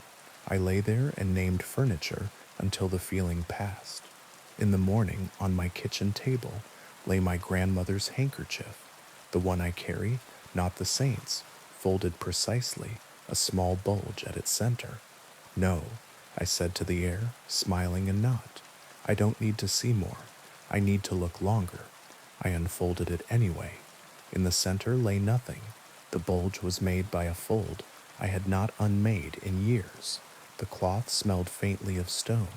At dusk, I took my empty handkerchief to the side door and tucked it into the niche. The saint's eyes shone the way clear glass shines. She looked at the hill. The town breathed. The bell's electric now, a recorded chime, told the hour once and no one minded. If you come by the church, ours or yours, don't look for tears. Look for the small corrections, the blink that knocks dust off a gaze, the fraction of a head turn that says, "I see the thing you didn't bring." Bring a clean square of cloth anyway. Bring a promise to look longer and not louder. Bring a secret and the ability to keep it until keeping hurts. Saints are doors we set in walls because we forget how to open sky. Sometimes they hand us a key that isn't a key, and we pretend to understand, because pretending keeps our feet where the stone is good. If she looks at you, don't ask for anything first. Say what my father said, happy as a child. It's a walk, isn't it? And then take one around the block and around again until the hill and the town and the glass-eyed saint all agree that tonight at least you have been seen. Now, on to the next story. The last time the moon showed its face in our valley, I was 12 and didn't know what it meant to count your breaths. Back then, the mountain wore a winter cap of cloud, and the town street lamps painted a respectable circle on the cobbles. And if a dog barked after midnight, the sound ran along fences like a rumor, then faded. The moon came up silver and whole, and the old men stopped their cards and the old women stopped their knitting, and everyone looked up as if something had entered the room without knocking. It was a good harvest year. It was before the flood, before the mill burned, before we learned to measure nights by what didn't happen. After that, we didn't see the moon again. Not once. Not for 19 years. We spoke around it the way a family talks around a bad father. Weather forecasts said overcast. So many times it became the shape of a week. The nightly news showed satellites and low-pressure systems, like children lifting a bedsheet to prove there is nothing under it. People who moved here learned quickly not to mention the sky. Tourists tried to film the mountain halo and learned quickly their batteries died on that ridge, and their files corrupted with a soft, bubbly noise like water boiling over a low flame. We grew used to it, the way you live with a limp. We put better bulbs in streetlights, then gave up when they buzzed themselves to death. We replaced curtains with heavier cloth. Mothers told babies stories about old moons that lived in picture books with glitter, and toddlers pressed their hands on the foil and whispered like praying. The rest of us pretended not to notice the way calendars made us tired. I work nights. I don't need to say what kind, just enough to keep cash in a jar and lights on in a house that deserved better. The job suits people who don't mind being invisible. Sometimes I think invisibility is the only honest thing we have left. On the 19th anniversary of the last moon, I took the long road home from the edge of town because the short one had a police car, and I am too old to watch anyone explain themselves. It was 2 in the morning. The wind smelled like a change that hadn't decided what to be. The mountain's snowcap glowed a dull, reliable gray. I counted my steps from the turnoff to the footbridge because the boards there have a way of remembering names. 37 steps, 38, 39. At 40, the world brightened, not like dawn. Dawn is patient, a soft hand on the back of your neck. This was the light in an empty theater when the house manager hits the wrong switch. The river took a breath like a surprised animal. My mouth dried. I looked up because everyone looks up, even people who swear they won't. The clouds were thinning, not breaking. Thinning, as if someone had pressed their thumb into the wool and left a shallow bowl. A pale coin showed through. It wasn't much, enough to throw shadows where there hadn't been any. enough to make the footbridge planks admit they were wood and not simply floor, enough to make the hair rise on my arms in a way that remembered being 12. Dogs woke across town, not the sharp alert bark, the low note dogs use when they smell a visitor they recognize and don't like to remember.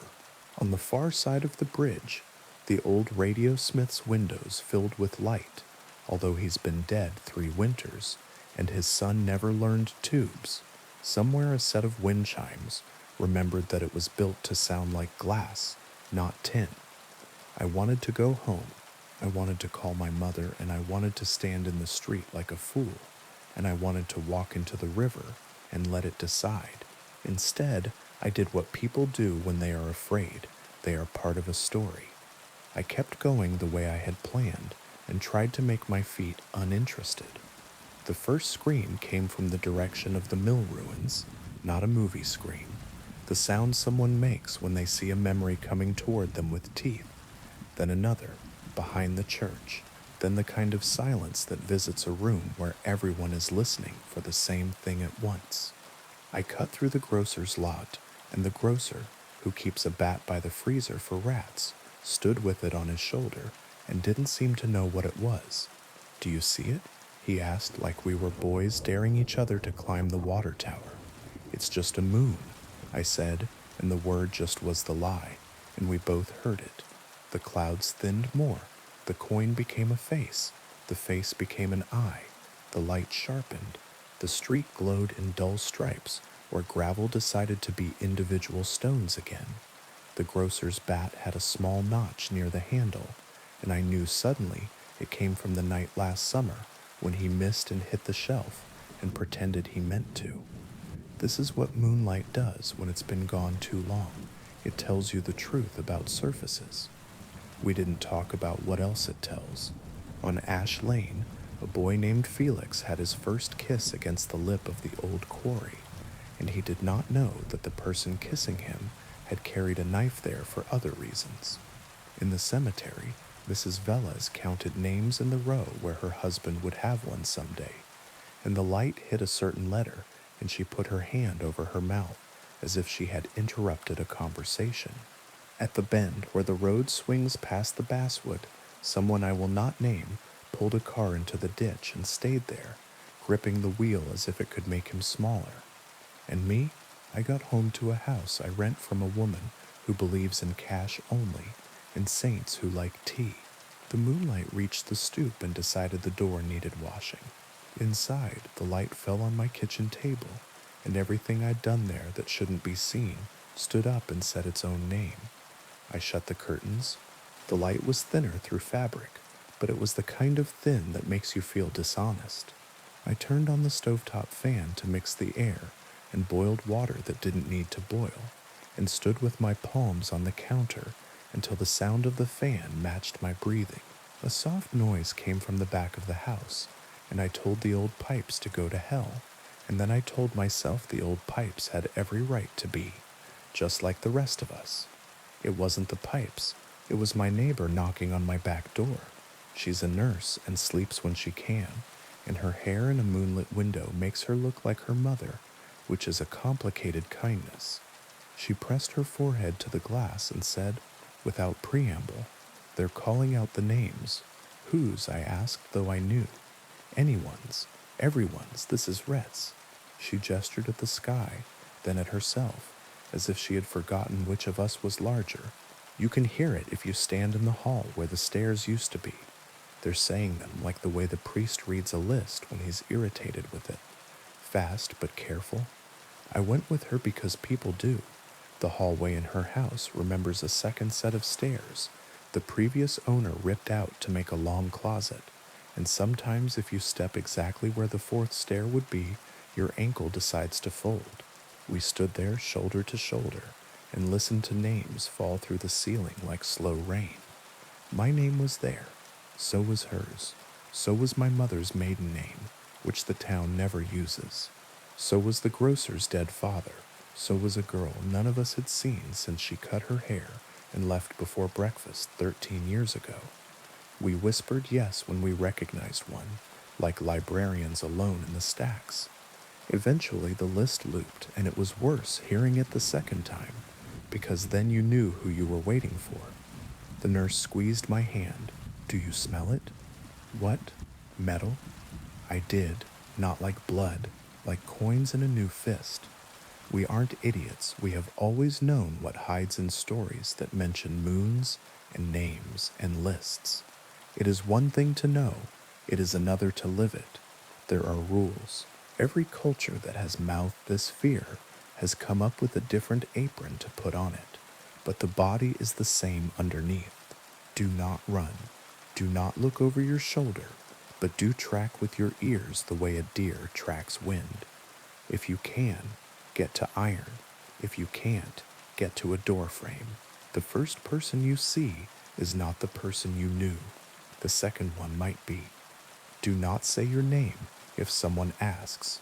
Do not answer a voice that says your name in the tone your mother used when she was tired. If you must cut, cut clean. If you cannot cut, climb. If you cannot climb, curl into yourself and think of water and think of dawn. All of this is good advice. All of it is the kind of advice that deserts you when you need it most. From the street came the sound of someone crossing on four limbs because two didn't seem sufficient. A trash can went over. The lid rolled with comic obedience to physics. A laugh followed, too close to words, not joy, not mockery. Testing. You've heard people make that sound when they've had just enough to drink to think about fighting. The long vowel where they decide. The nurse went to the front room, and I followed. She's the kind of person who stands in doorways and makes a shape the room can use. The moonlight filled the street, not evenly, but in pools where it found spots to gather. In one of those pools, Mr. Kozak from the barber shop crouched with both hands on the ground as if the earth were a new instrument. His ears were wrong. He had never been a beautiful man. The moon was not interested in making him one. His eyes had a distance in them that could be confused for thought if you wanted to be kind. His breath was a careful machine. He smelled the air as if it contained instructions. I whispered his name because I am that kind of fool. He turned his head slowly toward the window and did not see us at first because the moon caught itself in the glass and told lies. Then he saw me. When an animal recognizes you, it does not blink. He did not blink. He moved toward the door, not quickly. The nurse put her hand flat against my chest and pushed me back 2 steps. She lifted a chair and set it under the knob the way people do in movies. The chair slid on polished wood and sighed. Something on the back porch muttered in the voice of her long-dead brother for exactly 3 words, "Let me in," and then went quiet as if embarrassed. She put both hands on the door and said no in a voice she uses for certain family members, and the door remembered being a tree. From up the street, someone ran. Running is a rhythm, and rhythms are roads. The not quite Mr. Kozak's head snapped toward the sound, and he moved faster than a man his age, with his bad knee should move. Somewhere a bottle broke, singing itself as it went. Somewhere a woman said God in a tone that could get her into any heaven. We waited. Waiting is the only thing a house requires from you when the night is deciding. The nurse and I sat with our backs to the wall and counted steps when we heard them and counted breaths when we didn't. I thought of dumb things, the route the mailman takes on Thursdays, the price of onions, the way my mother used to tap the table twice when she wanted me to stop but couldn't say it in front of company. Outside, the list of names had stopped. The house creaked as if it were trying to turn in bed without waking its spouse. The moon climbed, and the light became the aggressive white of a bathroom bulb in a cheap motel. I heard the river change its mind about what direction was down. The mountain murmured in its sleep like a plumber on his back, under a sink. A hand tapped politely on the glass behind us. I didn't jump. You only jump the first 10 times in a life. I turned my head very slowly and found my own face looking back at me from the window pane, ghosted by lamplight. For a second, dumb animal hope rose. Someone else, the old stories. A warning.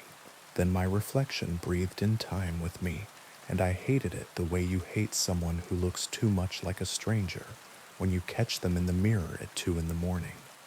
The nurse's phone buzzed in her pocket. She didn't check it. We both knew the battery would show 1%, no matter what it had been a minute ago, and any text we saw would be either a decade late or a few hours early. The first time the moon came back, someone answered a ringing landline and spoke to his mother 2 years dead. He said it was a recording, but couldn't find it again after the night passed. The second time, Ms. O'Hara opened her email and watched new messages sort themselves by age, like a deck of cards with names she had forgotten she'd lost. The third time, a radio station started carrying a baseball game from the year we still had a team. You learn what to pick up and what to let ring. When the howl came, it came from behind the grocer's. It wasn't a wolf's, it was a voice stripped of words. The sound of a person at the exact age where rage is a coat that fits. Men who hadn't stood since the plant closed, stood. Women who hadn't put their hair up since the last wedding, put their hair up.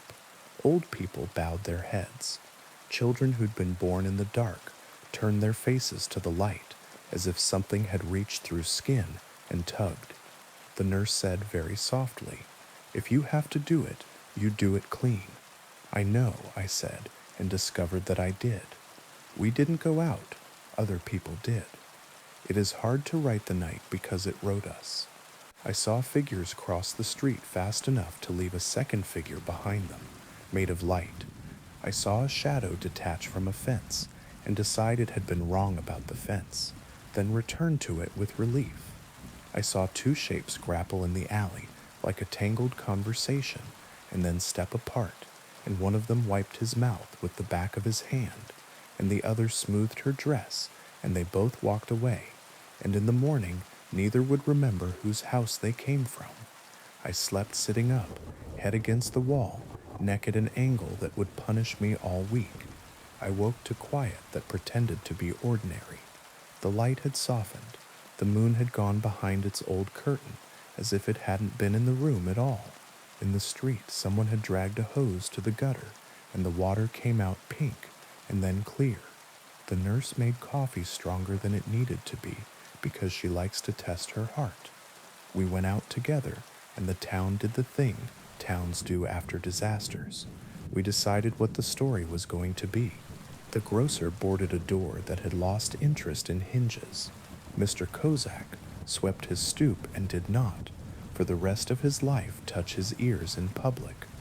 The parish ladies collected the names of those who hadn't come home and wrote them on index cards and stacked them with rubber bands in a drawer no one else uses.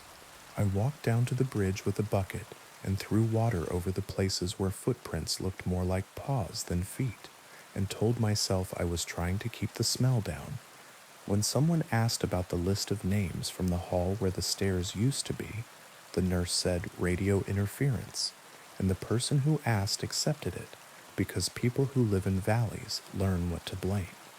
That night, the clouds were obedient again.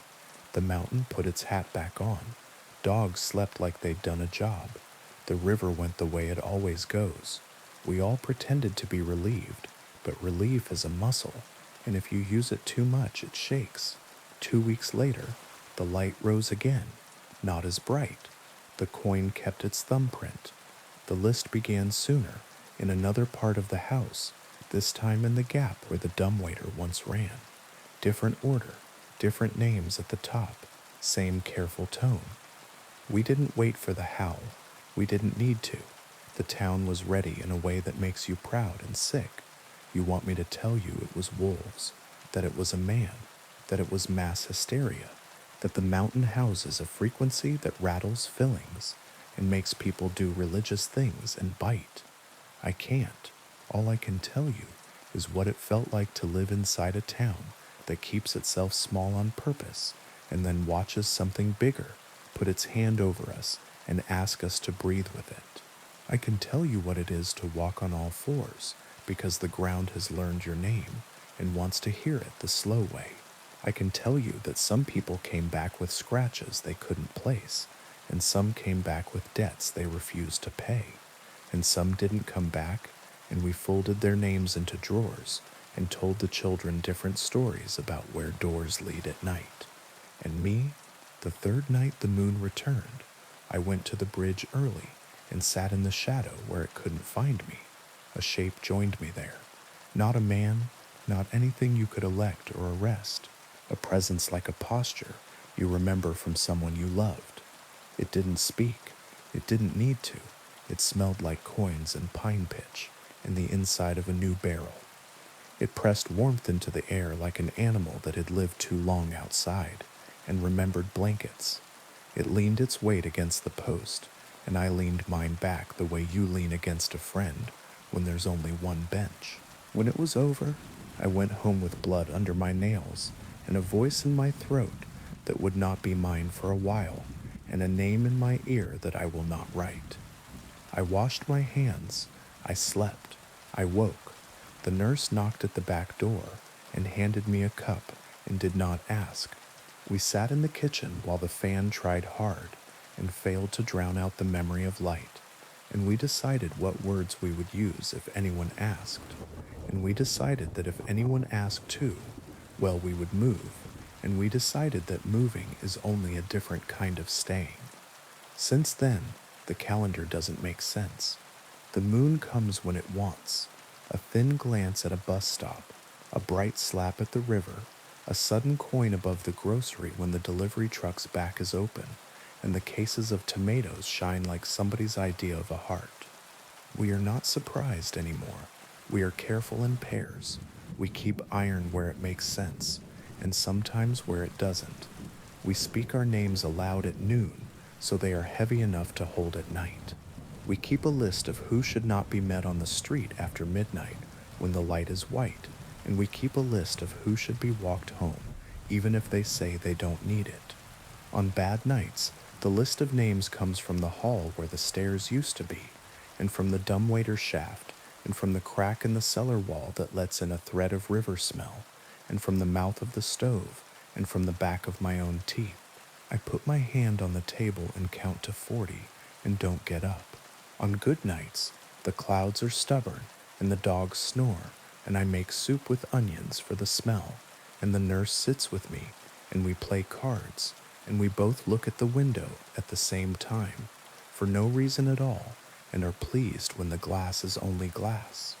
Sometimes I go back to the footbridge at 12 and try to remember what it was to be a child in a night with a proper moon, the kind that made raccoons look like thieves, and made my mother say curtains, please, with a smile. I know better now. The moon is not for us. It is not against us.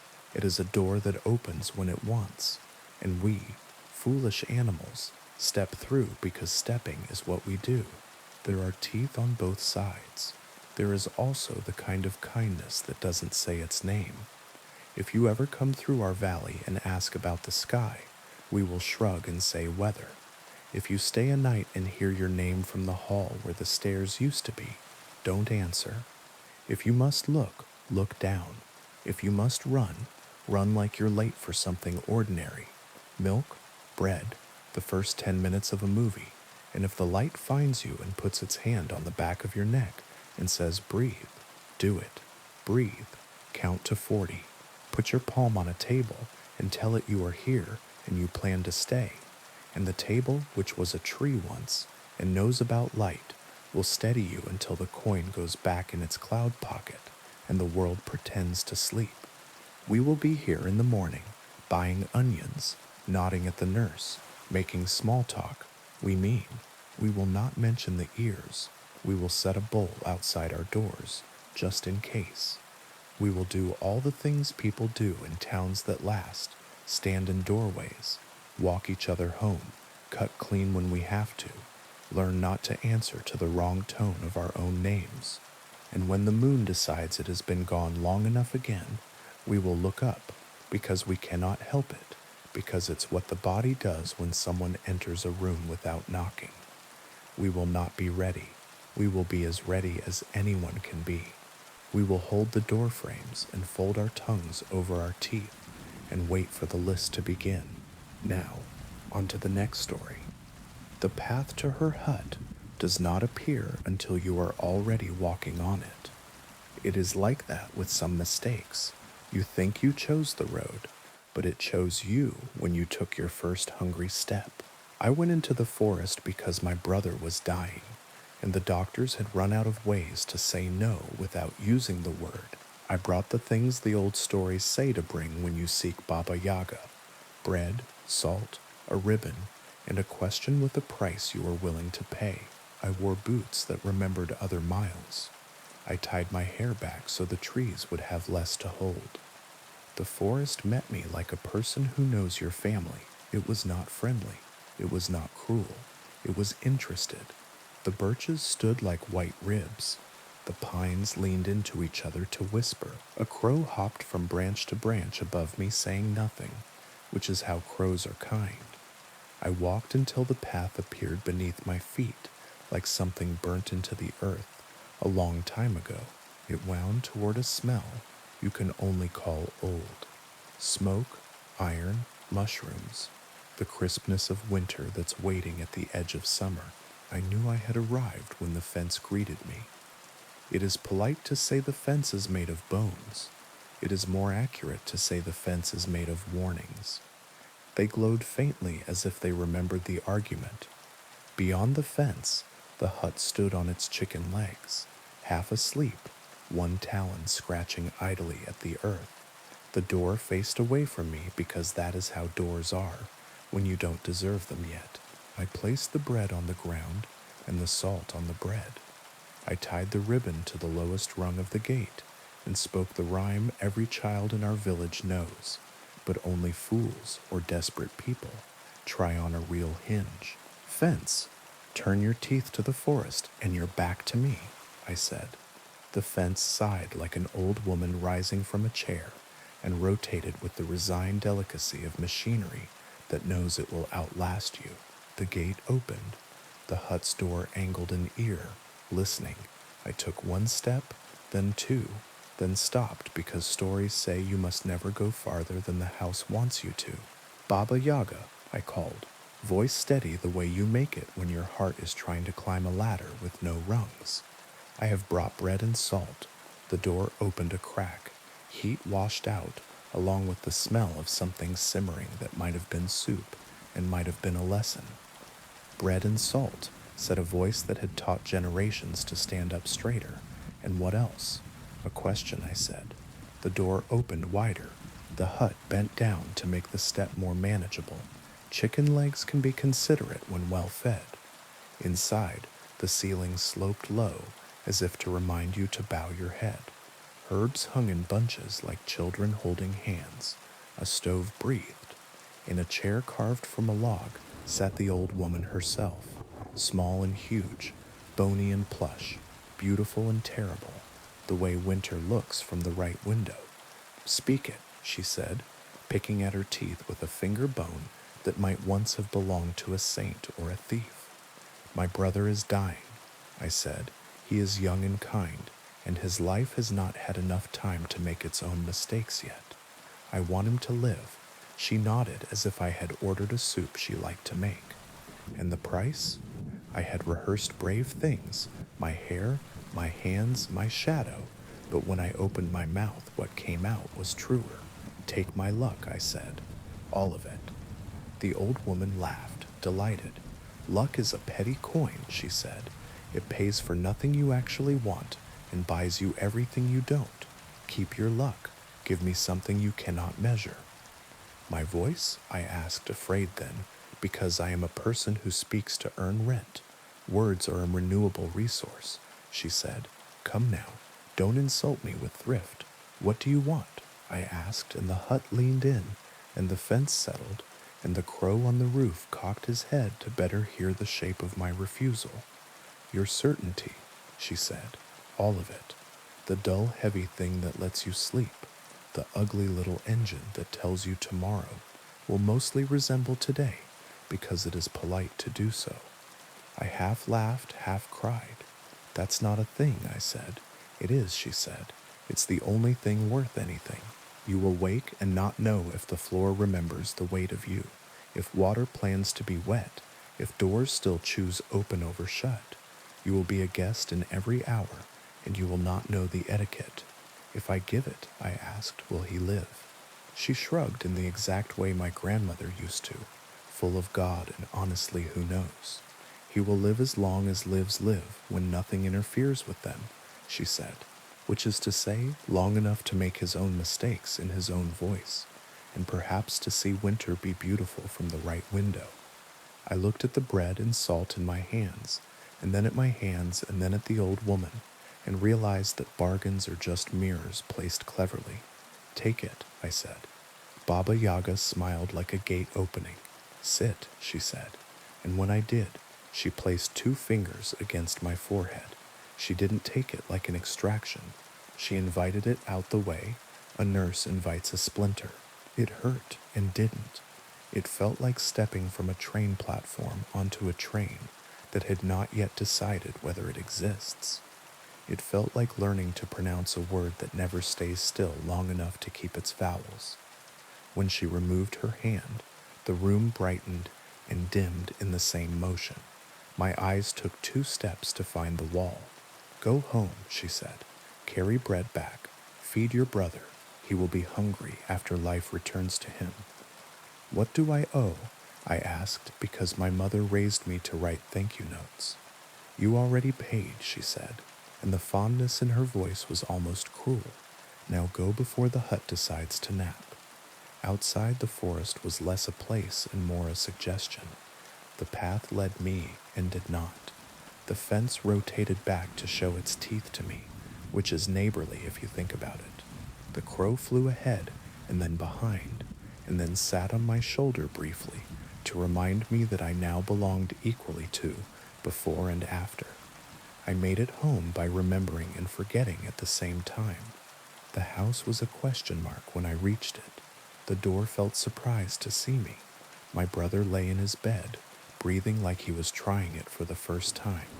He woke at dusk, hungry as promised. He ate bread and salt and soup and the rest of a chicken he apologized to with every bite. He slept like a new road, straight, with a little curve in exactly the right place. I went to pour water and watched it hang between pitcher and glass for a long, thoughtful moment before deciding to fall. The floor and I negotiated. Stairs introduced themselves at the top and were new at the bottom. I laughed and cried, and laughed again, because anxiety is just awe wearing yesterday's hat. Days became possible in a sequence that refused to admit it was a sequence. Good. Let them refuse. My brother grew, then went back to the work of living. He asked me what had happened. I told him, a hut, a fence, a woman who knew where to put her teeth.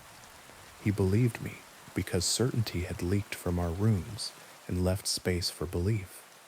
Twice a month I go back to the forest with bread and salt and a ribbon. Sometimes the path appears under me, sometimes it doesn't, and I end up sitting on a stump talking to a mushroom that looks like a chair.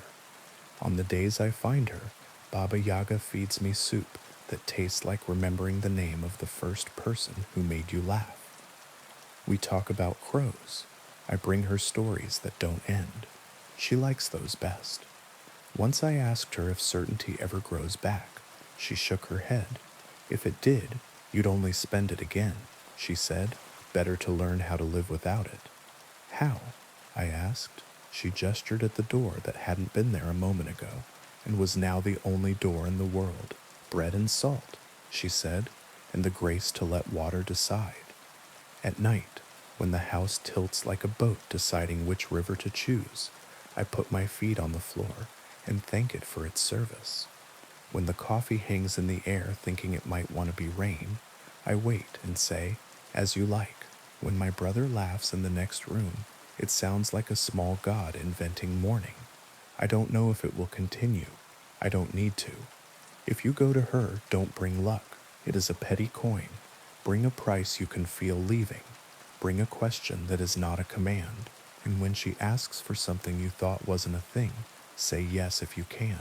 You might learn how to be a guest in your own life in a way that makes every hour set a plate for you. The path won't show until you're on it. That's the trick and the blessing. Walk anyway. The forest knows your family, and if the floor forgets you, introduce yourself again kindly until it remembers your weight. Now, on to the next story. The phone booth had been dead for years. The glass panes were fogged with the kind of grime that only time applies. Each rectangle, a small gray aquarium for moths and dust. It sat on the corner by the old post office, a relic left standing out of habit, the way a town leaves a statue up when no one remembers who it is. It started ringing on a Tuesday. Noon. Everyone heard it. The sound cut through traffic like a thin blade.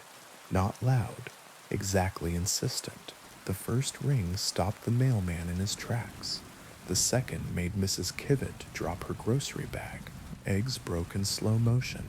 By the third, the whole block had turned to look at the booth that hadn't called anyone in a decade. No one moved to answer. It's amazing how quickly adults remember being children when a dare is implied.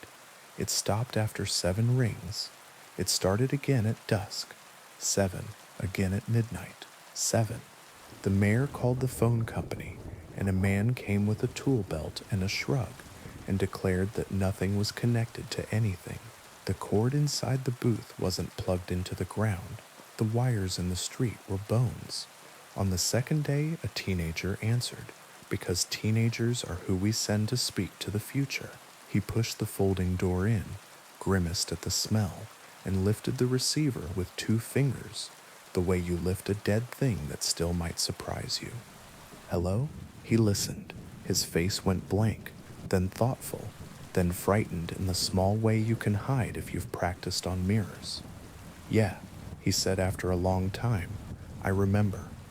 He hung up and walked home like rain had started, and he didn't want anyone to see him getting wet. No one could make him say who it was. Not his mother, not his friends, not the pastor who mistook curiosity for care.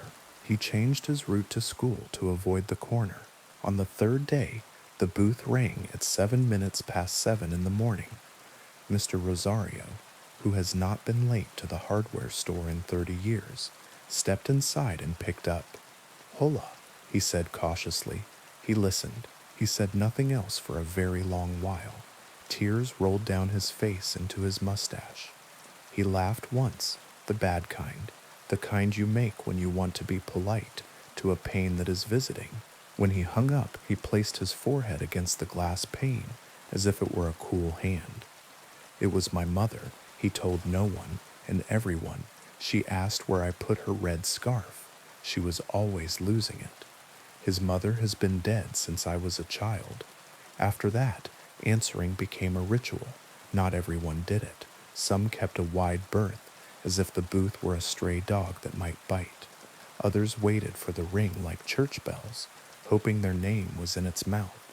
It always rang 7 times, and if you weren't inside by the 6th, the door would stick on the 7th in a way that felt personal. It never called the same person twice. When it rang for me, the light was doing that late afternoon trick where it turns polite. I was walking home with a bag of flour and a lemon because pie is a spell you can cast on a house to make it remember happiness.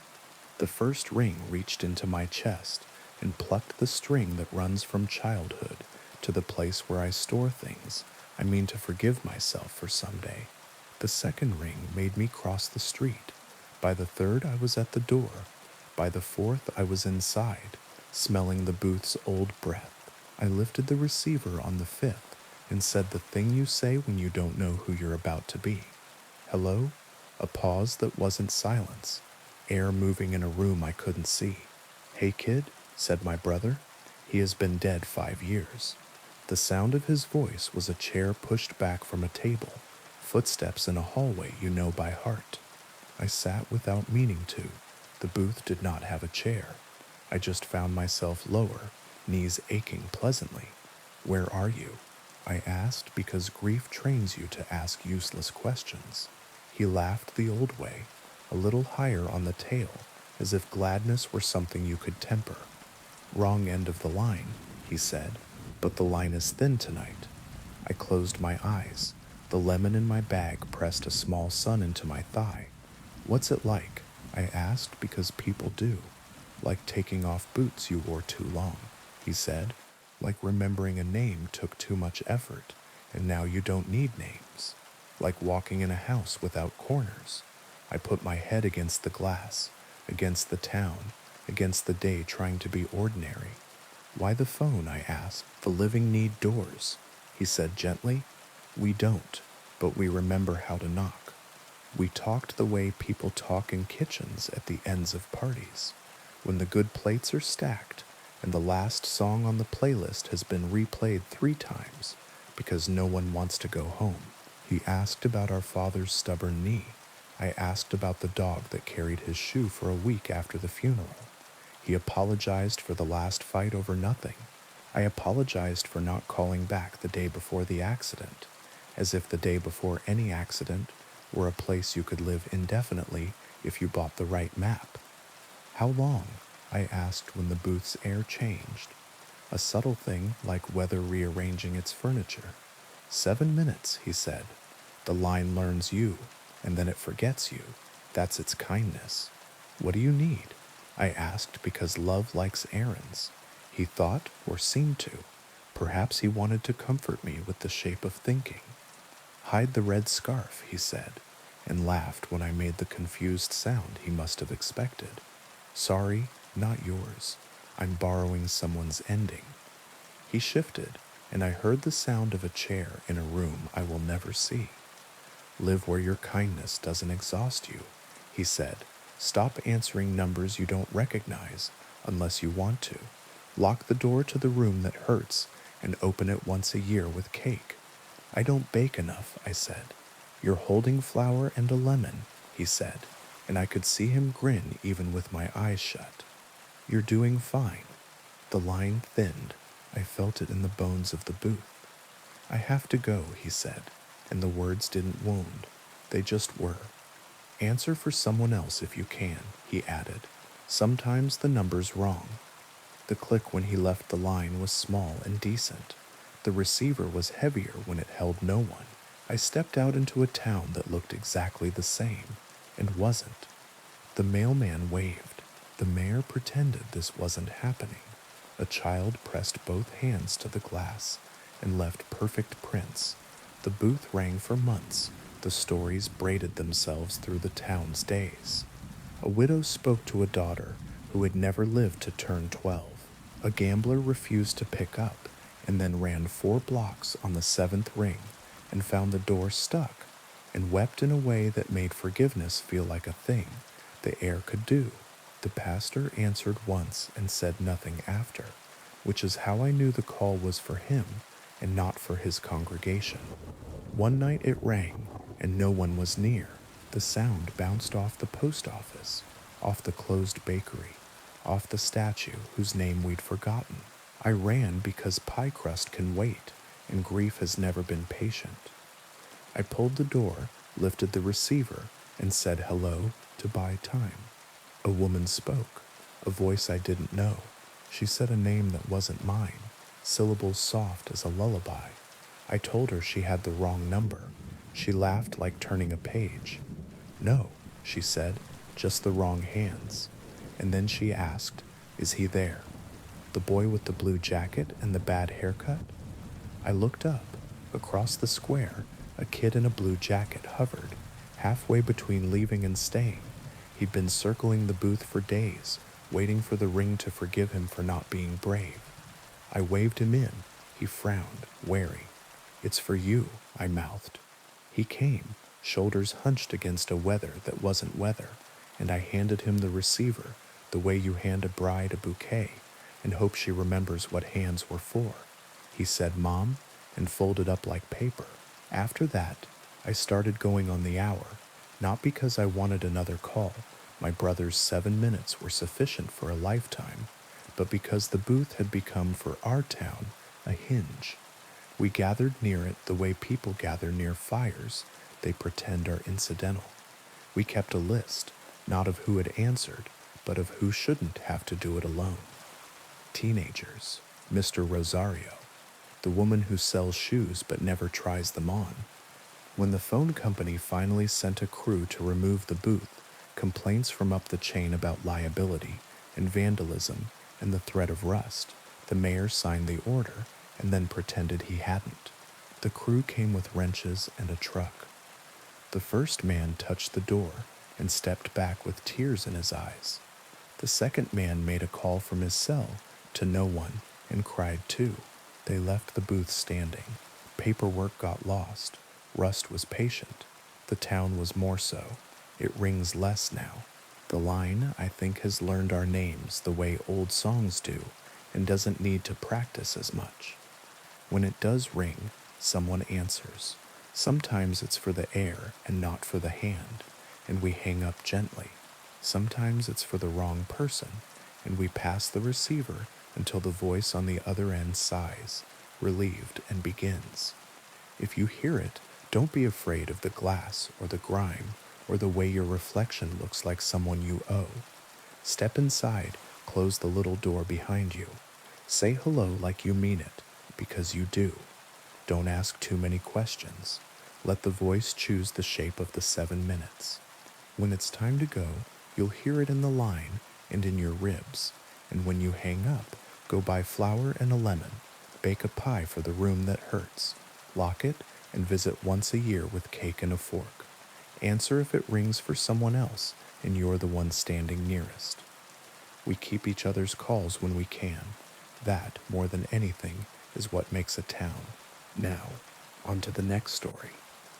The first time the shadow crossed the ridge, the bells in the church tower rang by themselves. They didn't clang in panic. They rang politely, as if announcing a visitor. That's how the old people in our village talk about it, like a guest you set a plate for, even though you know he won't eat.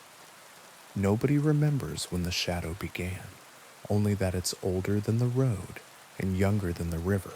It is seasonal and not. It comes with storms and also in clear weather. It stains roofs and faces. It chooses a house each time, rests on it until the walls learn to listen, and then moves on. The year it chose ours, my mother boiled basil and hung sprigs over the door. My father chalked a circle around the lintel and said a prayer in a language he only used when he spoke to sleep. I sat on the steps with my chin in my palms and watched the ridge, waiting for the light to do the wrong thing. It did. The shadow didn't fall from a cloud. It rose from the tree line, as if the mountain were exhaling night in the middle of the day. It slid over fields and fences and chicken wire without touching any of them, and settled on our roof with such gentleness. You could almost love it for how carefully it handled what it intended to ruin. Inside, the rooms went quiet, not the good quiet, the kind that makes plates heavy. You'll go to Aunt Marla, my mother told me, tying a scarf under my chin, even though I wasn't cold. You'll sleep there until it passes. I want to stay, I said, because stubbornness felt like love, and I had not yet learned the difference. My father looked at the ceiling as if sound might drip through it. You can stay tonight, he said finally, if you promise not to answer. Answer what? You'll know, he said. We ate early. The soup tasted like boiled nerves. In the corner, the old radio we never used anymore clicked on, hummed without finding a station, and clicked off again. The ceiling cracked in a new direction. Outside, our neighbor's dog lay down and placed its muzzle on its paws, as if it had been scolded by God. At dusk, the shadow thickened. It doesn't grow darker the way evening does. It grows denser, as if it's collecting itself for a thought. When full night came, the house stopped pretending to be anything but a mouth. We bedded in the front room. My mother slept with her shoes on. My father leaned against the wall with his eyes open, as if blinking were an invitation. I lay on the couch and counted the boards in the floor. It was easy math until it wasn't. Some boards doubled and others vanished, and I accepted it because one night is a long time to argue with wood. At some hour that will never belong to a clock, a knock came at the door. Not the door to the street, the door to the attic. We don't have a door to the attic. We have a pull string and a hatch that groans when you ask it to remember you. But that night, a door stood beneath the hatch, painted the exact color of our hallway, trimmed to match our house, fitted with a knob that reflected nothing at all. 3 polite knocks. My father shook his head at me before my muscles could decide to move. "Don't answer," he mouthed. My mother crossed herself with a 4th finger I had never seen. The knocking came again, the polite rhythm that says neighbor, not stranger, that says help me move a chair, borrow a cup of sugar, tell me a story, let me in. "I hear you," a voice said, muffled by wood and distance. "I know you're awake." It wasn't a beggar's voice. It was the voice you use when you've arrived precisely on time to a place that owes you something. "Who is it?" I asked without saying the words. My father's face told me he heard them anyway. "Don't answer," he said aloud, very softly, perhaps to the room, perhaps to the shadow, perhaps to whatever kept track of debts. We breathed together. The house breathed with us. The door to the attic waited the way a lake waits for movement. "I remember you," the voice said, and the trouble with memory is that it makes liars out of gods and men. We were nobody to be remembered. We were a family with a leaking roof and a fence that leaned, but the voice said it the way a teacher says a name at roll call, as if attendance mattered. My father stood. The chalk circle around the lintel wasn't meant for attics, but he placed his palm there anyway, like a man checking his own temperature. "This house is full," he said. "Try the next." The voice made a sound like paper turning. "This house is owed," it said. "It has been owed since before your walls learned how to stand, since before your door decided which way it wanted to open." My mother reached into the stove with bare hands and drew out a coal that didn't hurt her. She placed it in the iron dish we use for salt on feast days. Its light was small and stubborn. It made the corners of the room sit up a little straighter. "You can pass," she told the voice. "You have our permission to cross the courtyard and leave our roof." "The shadow doesn't ask permission," the voice said, and it would have sounded arrogant if it hadn't been so terribly true. The knob turned, not quickly, as if whoever stood on the other side were learning the shape of our handle. The door didn't open. The door learned patience. From the street came the sound of someone walking. One person, then 2, then more, a procession of feet that didn't hurry and didn't drag. Shadows slid under the crack beneath the attic door, long and thin and jointed wrong. They hesitated at the edge of the rug, as if the loom had laid a spell when it lifted its last weft. "Don't answer," my father repeated, closing his eyes as if that could close other things. "It will leave at dawn if you don't answer." "What if someone answered before?" I asked. "What if the shadow expects courtesy? Then the debt is kept," he said, "and we sit with it." He didn't look at me when he said it, because my face has always told the truth, and he needed, just for a second, to pretend otherwise. Ours became a rope we held on to. The voice spoke sometimes, and sometimes the feet spoke instead, and sometimes the house answered with little sounds houses make when they are thinking of settling. The coal dimmed and brightened like a heartbeat. My mother touched my hair every time the light weakened, as if to count me. Near morning, the knocking stopped, not because the voice surrendered, because the shadow moved on. It lifted from our roof with offended dignity and slid to the house across the lane, the widow's place with the blue shutters and the fig tree that never fruits. Her light came on. It went off. It came on again. "We should go to her," I said.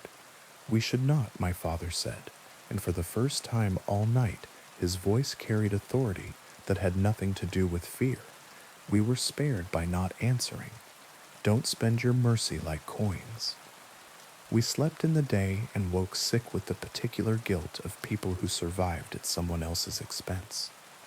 The widow didn't open her windows for a week.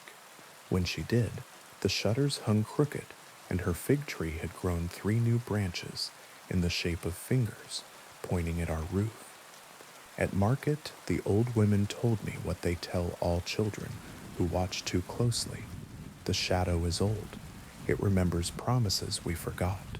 It eats lies. It eats kindness too. If you leave it uncovered on a table, it will take what is first offered, and if nothing is offered, it will take the one who asks what it wants. I brought bread to the widow, left it at her door, knocked, and ran the way good intentions run when they know they are late.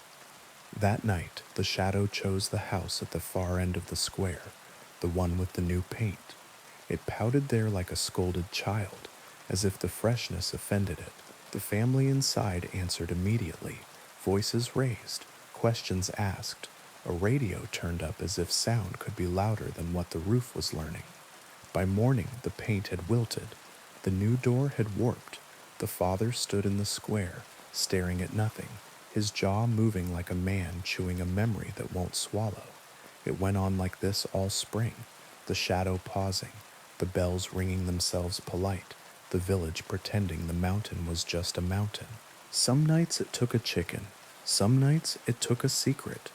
Once it took the sound of water from every tap for an entire day until we remembered to carry buckets to the well together like we used to. The night it came back to us, we were ready in all the wrong ways. We had boiled new basil, we had chalked circles inside circles, we had collected coals in a bowl, as if light were cumulative. We had not prepared our mouths for silence. The attic door knocked 3 times, then 3 again, not because it was impatient, but because it is a comfort to things that are older than counting to arrange themselves in numbers that remember altars. Please, the voice said, and we had not heard please before. My father's face changed very slightly, not in sympathy, in recognition. He had waited his whole life to hear that word from the shadow, and he had never decided what he would do if it came. Don't answer, my mother whispered, and on her tongue it sounded like prayer and like something else, like apology. The knob turned. The door didn't open. I stood. My legs did it. Not bravery, not foolishness, that biological thing that makes children step forward when they are named, even if no one has said their name aloud. I placed my hand flat on the door and felt not wood, not paint, not cold. I felt my own house looking back at me through the grain. The years our table wobbled, and we propped it with folded paper. The winter the roof let snow in like sugar. The day my father sat with his head in his hands because the bank had a face, and that face did not like him. What do you want? I asked.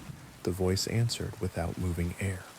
Something you can carry, it said, so you do not think you left your debt behind. A small laugh escaped me. It was ugly and human and broke the shape of the room. Fine, I said. Take my sleep. Silence. Then the sound of agreement that exists in the space before 2 hands shake. The knob cooled under my palm. The door receded into the hatch as if doors could be shy. The coal went out without smoke. Foolish, my mother said. One word. Fond as a slap that keeps you from stepping into the road. Wise, my father said, and I heard all the night he'd sat with his eyes open, stored inside the syllable. The shadow left at dawn. It took my sleep with it. It did not take my dreams. It left those because dreams belong to whoever has to carry them, not to the thing that made them heavier. For weeks I forgot how to close my eyes, and when I remembered, my body treated it as a bad habit.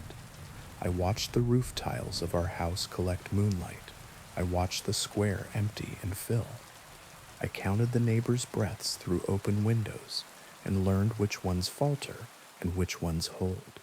I went to the widow's door and found bread there, hers for me, and we stood on either side of the wood and said nothing, which is another way of answering. When summer came, the shadow moved up valley, the way weather does when it remembers where it's going. Babies were born. A cow died for reasons that had nothing to do with old debts and everything to do with the day being too hot. The river wrote its same letter across the stones and expected no reply. Sometimes late, I hear 3 polite knocks exactly where a door doesn't belong. I place my hand against the hatch and feel my house remember me. I tell it a small true thing I kept back during the spring, and the wood drinks it like water. The shadow prefers what you think you hid. If it comes to your roof, don't answer. If you must, offer it something you can survive without, and survive without it. And when the bells ring by themselves, set a plate for the guest even if he won't eat. There is a language older than bargains. It sounds like a family breathing together in the dark until the light has the courage to be mourning. For now it is enough. Now, on to the next story. The first time I saw her, she stood at the bend in the road where the guardrail had a dent that matched my car's left fender. Not because I had hit it, I never have, but because after a while, you begin to recognize the shapes your life might make if you stopped paying attention. Her dress was white and wrong for the weather. The fog made lace of the headlights, and her hair lay flat against her skull in that soaked way that means the cold has decided the shape of you. I slowed. You always do, even after you promise yourself you won't. She didn't wave. The ones who wave want something you can give. Phones, rides, cigarettes. The ones who don't want something you don't own. I rolled the window down an inch. You okay? I asked, because there are things you say even when you know they are not the right questions. She stepped into the beam of light. Her face was very pale and very composed, the way the dead are in paintings where artists have mercy. There was a waterline darkening her dress at the hips, as if she had climbed out of a lake and left the lake behind out of politeness. Her eyes did not meet mine. They fixed on the passenger seat. "Can I sit?" she asked, not looking at me, and the grammar was so ordinary, I said yes before the rest of me could vote. The door opened without my hand.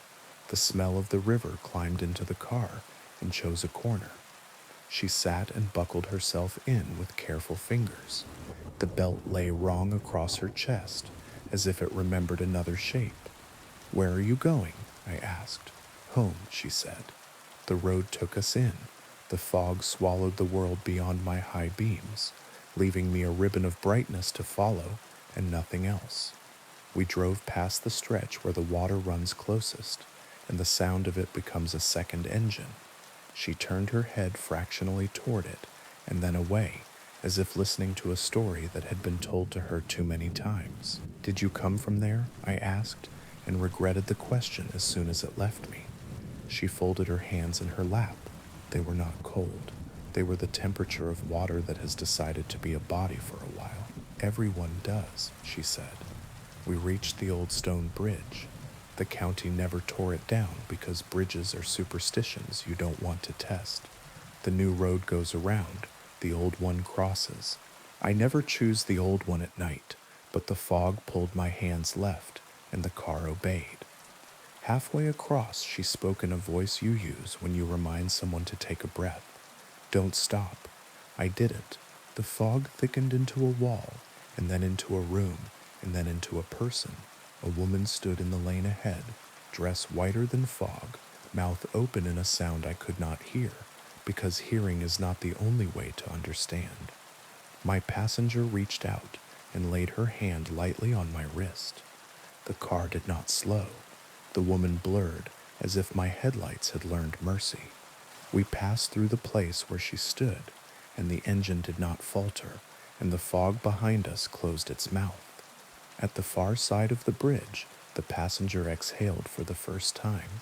It sounded like a tide changing its mind. "Thank you," she said. "For what?" "For not stopping." "Where is home?" I asked. She smiled then. A small, exact thing you could put in your pocket and take out when you needed proof that kindness has weight. "Anywhere away from the water," she said. "For now." The houses returned in cautious clusters. Streetlights remembered themselves. She touched the window with the back of her fingers, as if feeling for a seam. "Here is fine." she said, at a corner with no house. And I pulled over because it's easier than asking for reasons you won't understand. She unbuckled. The seat beside me grew lighter. Will I see you again? I asked before I could stop wanting the answer. She looked at the empty passenger seat and not at me. If you stop, she said, and then the door opened and closed, and nobody stood outside, and the smell of the river gathered itself up and left through the vents. I drove home the long way. I washed my face and did not look into the corners of the mirror. I slept badly and woke with my hands aching from gripping the wheel too long. The next night I took the new road. The fog found me anyway. At the bend with the dent in the rail, she stood exactly where the light likes faces. I rolled my window down an inch as if I could reduce the size of the question by being careful. Can I sit? She asked, eyes fixed on the passenger seat. I nodded. We drove. The old bridge waited.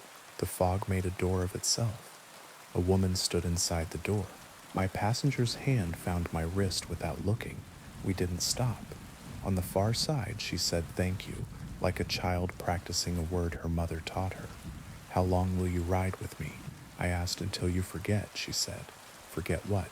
That the road is not a river. We passed the corner where she had vanished the night before. Here, she said again, and her smile was the same exact shape as yesterday's. She left. I drove on. The smell of the river stayed longer this time, like a friend who has decided to be rude because leaving is hard. On the third night, I told myself I would take the highway. I told myself I would shut my eyes to the bend, and the bridge, and the fog, and the shape of a woman standing where the world narrows. I told myself many things. The car did what it wanted. At the bend, no one stood. I felt relief like thirst. At the bridge, the fog leaned in. A woman waited in the lane, dress a white that contains all the other colors. I gripped the wheel and did not slow because I had learned a rule, and rules save lives until they don't. Then I saw her, not on the bridge, but reflected in my windshield, like a ceiling fan you only notice when it stops. My passenger sat beside me, hand on my wrist, eyes on the road. Only she wasn't there. The seat was empty. The belt lay unused. Her hand weighed my wrist and did not. Don't stop, she said from nowhere you could name. I didn't. We crossed. On the far side, the word thank you arrived in the car and landed in the seat like a coin. The fog thinned. The houses returned. At the corner with no house, the door opened and closed for no one at all. On the fourth night, the river came to my street. The asphalt smelled of old water. The drains muttered to themselves. I stood at my window and watched the reflection of a white dress move across the glass where the room behind me should be. It didn't look at me. It looked at the passenger seat. I don't take the bridge anymore. I don't take the new road either. Some nights I don't take roads at all. I walk until the city runs out of places to be, and then I stand very still and try to remember the weight of a hand that may have been mine. If you are driving late and the fog makes doors where there should be air, and a woman asks to sit without looking at you, say yes. Keep the window cracked just enough to let manners in. And when the lane ahead narrows into a room with a mouth, don't stop. Not for the first figure, not for the second, not even for the version of you that stands in the road and begs you to open your own door. Some passengers you carry until you forget. Some roads are rivers when you aren't looking. Some nights kindness is the only bridge that holds. And if she asks where home is, say anywhere away from the water. For now, story 6. They called it the Swallowing Lake. Not in brochures, not in any official way. On maps it had a colonial name that sat on it like a borrowed coat. But the locals called it what it did, the way you name a dog after its worst habit. The lake ate, not quickly, not with violence, with patience. A canoe would slip from its tie and drift toward the center, and then not be a canoe anymore by morning. A buoy would slide a foot down its rope each day until the rope had no slack left, and then somehow found more. The dock had teeth marks in it if you went out at dawn and dared to look closely. Little semicircles chewed into the wet wood where the water had lifted itself and tested what the world was made of. We rented the cabin because it was cheap and because grief makes bad bargains. My brother said the quiet would help. I said quiet is a mirror and we're not ready to see ourselves yet. We went anyway because you go toward water when you don't know what else to do. The first night, the lake knocked politely at the shore. The sound was almost words. We ignored it, the way you ignore a neighbor who wants to talk about weather. You can see yourself. In the morning, our footprints from the night before had softened. By noon, they were gone. The beach smoothed into a blank page. My brother said wind. I said of course. On the second night, a shape drifted in from the middle distance. A tree, we thought. Deadfall loosed from someplace upstream. It came closer without coming closer. The lake is good at that. And when it reached the shallow slope where you can still see bottom, it wasn't a tree. It was a door. Red paint flaked from it, in the way old barns peel. No hinges, no handle. Just a door lying flat in the water, as if the lake had decided to sleep like a house. Don't touch it, I said, because some sentences say themselves. My brother laughed, because laughter is one way to keep a thing where you can see it. He waded into his knees. The water did that cold trick where it climbs, and your body pretends to be brave. He put his hand on the edge of the door and pushed. It moved as if pushing were something it had been waiting for. He turned it toward shore. We dragged it up onto the sand together. It was heavier than its size. Doors remember every hand that ever closed them. There was writing on the underside, pencil scrawled over a child's height and an adult's, names, dates, a list of things that get longer when you're not looking. The most recent entry read like a note someone wrote to themselves and forgot on purpose. If you open it while the lake is speaking, you don't come back the same. We leaned it against the cabin wall, as if it belonged to us now. It made the place look like it had a history beyond a rental agreement. That night, the lake spoke, not out loud. There are rooms inside you that hear things your ears don't.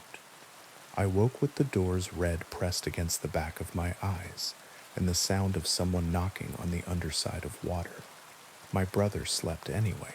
His body had made its choice. I went to the deck and stood with my hands wrapped in a blanket and watched the lake breathe. The door against the cabin wall cast a thin shadow, as if the moon had drawn it with a hard pencil, and then lifted the pencil carefully so as not to smudge. The knocking continued, not frantic, patient, as if whatever was underneath knew we would open if we decided we were decent. I went down to the sand. The door looked taller at night. I put my ear against the old wood and heard a voice the way you hear your own blood when you lie too long on one side. It said my name in the tone people use when they want to borrow something and intend to give it back. Go away, I said without much conviction. The door answered by not answering. I don't know how long I stood there. The lake's edge crept an inch up the sand, and then two, and then stopped. Good manners again, as if to say, I won't come farther unless invited.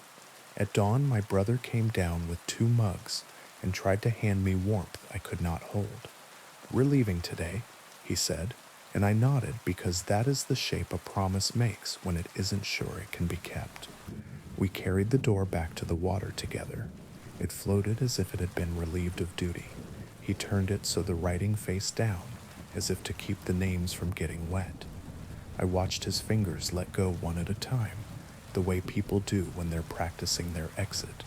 The lake accepted the door and took it toward the center with the same speed it takes everything, slow, certain, kind, if you like a certain kind of kindness. We packed. We cleaned as if a stranger were going to judge us. We put the keys where the email said to. I stood on the deck for a last look and saw the lake's middle pucker, as if something had just decided to open its mouth. Don't look, my brother said. Don't make it a story. On the drive home, the road unspooled and spooled behind us. At a turnout where you can see the lake from above, if you don't mind the guardrail being a suggestion, I told him to stop. He said no, the way you say no to a child who asks to hold a knife. I said please the way you say please when you already did the thing and are asking permission to remember it that way. We pulled over. The lake lay below, very still and very much pretending. In the center, a square of red floated like a mouth that had learned manners and shut itself. Is that my brother began, and then the red tipped, and the lake closed over it without ripple, as if swallowing were the same as never having been hungry. We didn't speak the rest of the drive. At home, the house's familiar corners did that trick where they look new when you return from a place that doesn't have corners. I slept and dreamed the sound of knocking on the underside of something that wasn't the lake anymore. In the morning, my front door had a new scratch low down where your hand goes when you're small. I keep a glass of water by the bed now. I don't drink it. I watch it. Some nights, when the room holds very still, the surface shivers though the air is calm. I tell myself it is trucks on a distant street, a neighbor closing a drawer. Down the hall, my brother runs his shower too long. He sings to cover the knocking. It doesn't work, but it makes a better story. If you go to the swallowing lake, don't bring back souvenirs. Don't write your name on the underside of anything. And if a door floats up to you as if you called it, push it back with both hands and don't read the list. Names are invitations. Lakes collect them. If someone inside the wood asks you to open, ask them this instead. Will you give it back? If they say yes, know that they mean the wrong thing, because lakes don't empty. They learn you. They keep what you were when you stood on their shore and listened too long. And sometimes, at night, the water in your house remembers the shape of a door and knocks until you come to let it in. Now, on to the next story. The first time I heard the question, it wasn't a voice. It was a red window blooming on my laptop screen, square and flat and strangely glossy, as if the color were still wet. Do you like the red room? I closed the lid without thinking. The question stayed behind my eyes the way bright lights do. I told myself it was a pop-up, a prank, some buried file that launched when a certain key combo got brushed by accident. The mind makes up simple answers when you ask it gently enough. That night, the apartment held still. I brushed my teeth with the bathroom door ajar and told myself I wasn't listening for anything. The mirror flickered. Only the cheap light, I said, and the water ran red for the briefest second before clearing. I went to bed. I slept. In the morning, the laptop woke to the lock screen as usual. No red window, no question. Work slid over the hours. I answered emails, paced my calls, pretended the stale coffee was a choice. By evening, I was almost myself again. I cued a video, let it play while I cooked something simple, and when the steam fogged the kitchen window, a square of red appeared in the glass, crisp and perfect, floating behind my reflection. Do you like the red room? The words weren't written, they were implied. The edges of the red making the letters by not being there, like a stencil on the inside of my own sight. I turned, but there was only the oven door, the clock, the sink. The window looked out on the alley. Nobody stood there. No glow from any other building painted that color across the glass. I wiped it with a towel. The square smeared, then bled, then was gone, leaving my reflection pale and thinner than it should have been, as if the red had taken weight with it when it left. I didn't tell anyone. How do you describe a question that asks itself? The third time, it arrived as a whisper in a quiet that didn't feel like mine. I had stayed late at the office to avoid the apartment, and the way the hall lights clicked too long before the bulbs caught. The building emptied. The elevators began their after-hours sighing. I was writing something I didn't care about when the screen blushed red from the center out, like a drop of dye finding the shape of water. The question typed itself in a font I don't own. Do you like the red room? My cursor blinked helplessly. The red window didn't block my work. It sat inside it, as if my document were the one trespassing. I moved the mouse and watched it stutter, sluggish, as if the air had thickened. Then, in the corner of the red, a small black dot appeared and grew and cleared into a camera lens. I saw myself as if from across a room. The camera on my laptop was off. The tiny green LED slept. But there I was, faintly delayed, hands hovering above the keyboard, breath shallow. Behind me, the office stretched out in parallel lines, desks, chairs, tall windows that became mirrors at night. In the reflection of the farthest window, a square of red hung where no screen should be. "Do you like the red room?" "No," I typed. "I don't." The words dissolved into the red like sugar vanishing in tea. The camera view pulsed once, twice, then slowed until the image froze. My own frozen face looked back at me with a little skepticism, as if I had said the wrong thing. When the red finally receded, it did so by degrees, as if a hand were pulling it away from inside the glass. I shut down. I went home. I left the laptop on the kitchen table, like an animal asleep in the sun, and lay on the couch with every light on. The hallway bulb outside buzzed in a way that made the silence inside feel crowded. Past midnight, my phone buzzed against my hip, unknown number. I let it go to voicemail because the unknown is easier if you give it a box. The notification popped up. I pressed play, telling myself if it was a scammer, I'd be angry.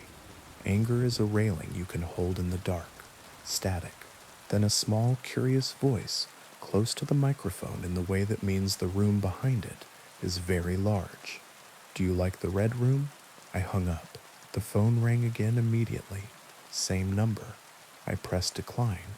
It rang again. I turned it off and set it face down. From the kitchen table, the laptop chimed the sound it makes when someone starts a video call. The lid was closed. The chime happened again and again. I stood very still and waited for my breathing to match the room. "No," I said aloud, though nobody had asked. "I don't like it." The apartment swallowed the word like a mouth that doesn't intend to chew. When sleep came, it did so sideways, like a car sliding into a space too small. I woke to a knock, 3 precise taps at the door, as if whoever stood there had been taught manners a very long time ago, and nothing else. The peephole showed me a slice of hallway, the opposite wall, the exit sign bleeding its red into the dim. No one stood outside. Still, the air held the shape of a presence that had recently left and might be waiting only for me to stop looking. In the morning, my laptop lid had shifted a fraction, as if a careful hand had considered lifting it and stopped out of politeness. The screen woke on its own when I passed. The red window blossomed without preamble. "Do you like the red room?" I nodded. I don't know why. Maybe acquiescence buys time. Maybe saying yes to a question does not mean yes to the consequences. I nodded and said, very quietly, "Yes." This time, the red did not recede. It deepened, a color you could step into if you forgot yourself for a moment. Words scrolled up from the bottom of the square, the way credits roll, white on red, names of rooms written as if rooms could be titled like songs. The waiting room, the listening room, the room where you learn not to turn around. Each title had a small thumbnail, just a darker shade in a different corner, so that if you stood back, the whole looked like a tiled wall, 100 doors pretending to be a single one. The cursor slid without my hand. It hovered over the red room. Not a title, a destination. When it clicked, the sound it made was not electronic. It sounded like a fingernail against wood. The camera view opened again. Whatever lens looked back at me sat farther away now, as if the room had backed up and taken the walls with it. I saw myself seated at the kitchen table, the cheap overhead light making a circle on the laminate, the laptop at the circle's center, like an altar someone had built while meaning well and not understanding anything. Behind me, the hallway stood open, longer than my hallway is, lined with doors that were not mine. Red seeped from under each door in a thin ribbon and ran toward the table as if it knew the way. I turned in my chair to prove that the view was a trick. The hallway behind me was the hallway behind me, short, ordinary, the closet door slightly ajar, the coat sleeves visible like tired flags. When I turned back to the screen, the long hall remained, patient and disinterested in my corrections. A door opened somewhere I could not place, not in the apartment. I know the sound of my own doors. This sound was older. It contained the weight of paint over paint, of secrets dried into the grain. Footsteps followed, soft as someone walking barefoot over remembered carpet. They came from the screen. They moved toward me from inside the red. "Who are you?" I asked, because no answer is the same shape twice. The footsteps stopped. A shadow formed at the edge of the camera view, very tall and very thin, as if a person had been stretched to fit a frame too narrow for anything human. When it leaned, the red brightened. I felt heat on my face as if I were close to a fire that has been burning in the same hearth since the house was younger than its foundations. The voice was close to my ear and also very far away, like something spoken down a speaking tube between floors. "Do you like the red room?" "Yes," I said, because the truth was irrelevant and manners mattered to whatever this was, and because the word yes keeps you moving in a conversation that wants you to stop. The red unfolded. The kitchen disappeared and remained. Both. I was still at my table and also standing in a room with no corners. The walls curved in on themselves, the way an eye sees the inside of itself if it forgets to blink. The red had depth without distance. I tried to judge its size and lost count of edges. The only furniture was a chair, exactly like mine, placed at the exact distance you place a chair if you want a person to sit without asking permission. On the chair lay a small white card with black writing in a hand that understood both patience and hurry. "Sit." I did. The chair was my chair. The red breathed. The card turned itself over and became a second card with a second word in the same hand. "Confess. I don't have anything," I said. "I'm ordinary." The red deepened. A third card appeared on the table where my laptop should have been. "Confess. To what? To whom?" My mouth worked. The first thing that came was something small, the kind of sin dull enough to pass the time in a stranger's ear. "I don't answer calls from unknown numbers," I said, "even when I know it might be someone I love." The red accepted this like a teacher taking a paper with a name spelled right, and nothing else correct. The next card was not written in the same hand. The letters were broader, unfamiliar. A different person's confession borrowed my voice. I keep a list of every time I should have said "I'm sorry" and didn't. The red listened. Time moved as if it were waiting. I confessed more. Nothing dramatic. Not the big things you tell when you want to be forgiven like a saint. Small things that bruise real lives. I forgot my father's birthday because I didn't want to think about the year he had. I held a friend's secret too long and let it rot. I saw a stranger crying on a bus and looked away because kindness is exhausting when you haven't eaten. Each confession warmed the room, and the warmth felt like relief until it passed a point and became something else. The red began to smell faintly of iron. I wiped my palms on my jeans, and they came away clean, and not. Red does that. It paints what it wants without proof. "How long?" I asked. "How long do I sit?" The chair behind mine scraped, not against my floor, but against a floor that echoed inside the red. A weight sat down with no body to carry it. The presence leaned forward until it nearly touched the back of my throat. When it spoke, it used my voice from a time before I learned to close doors. "Do you like the red room?" I wanted to say no. I wanted to say I don't know. I said yes, because there is a way to leave a conversation by staying in it, and I did not know any other way out. The room exhaled. The red thinned. then thickened again, like blood clotting and breaking and clotting. The chair across from me was no longer empty.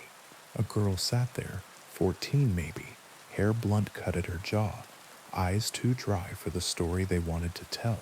She wore a white uniform shirt, the kind that makes 100 students into a single shape, and the collar was stained red in the neat starburst pattern you get when you try very hard to keep something from spreading and fail. She looked not at me but at the space between us, as if the red had put something there that was for her. When she spoke, it was with the careful articulation of the newly dead.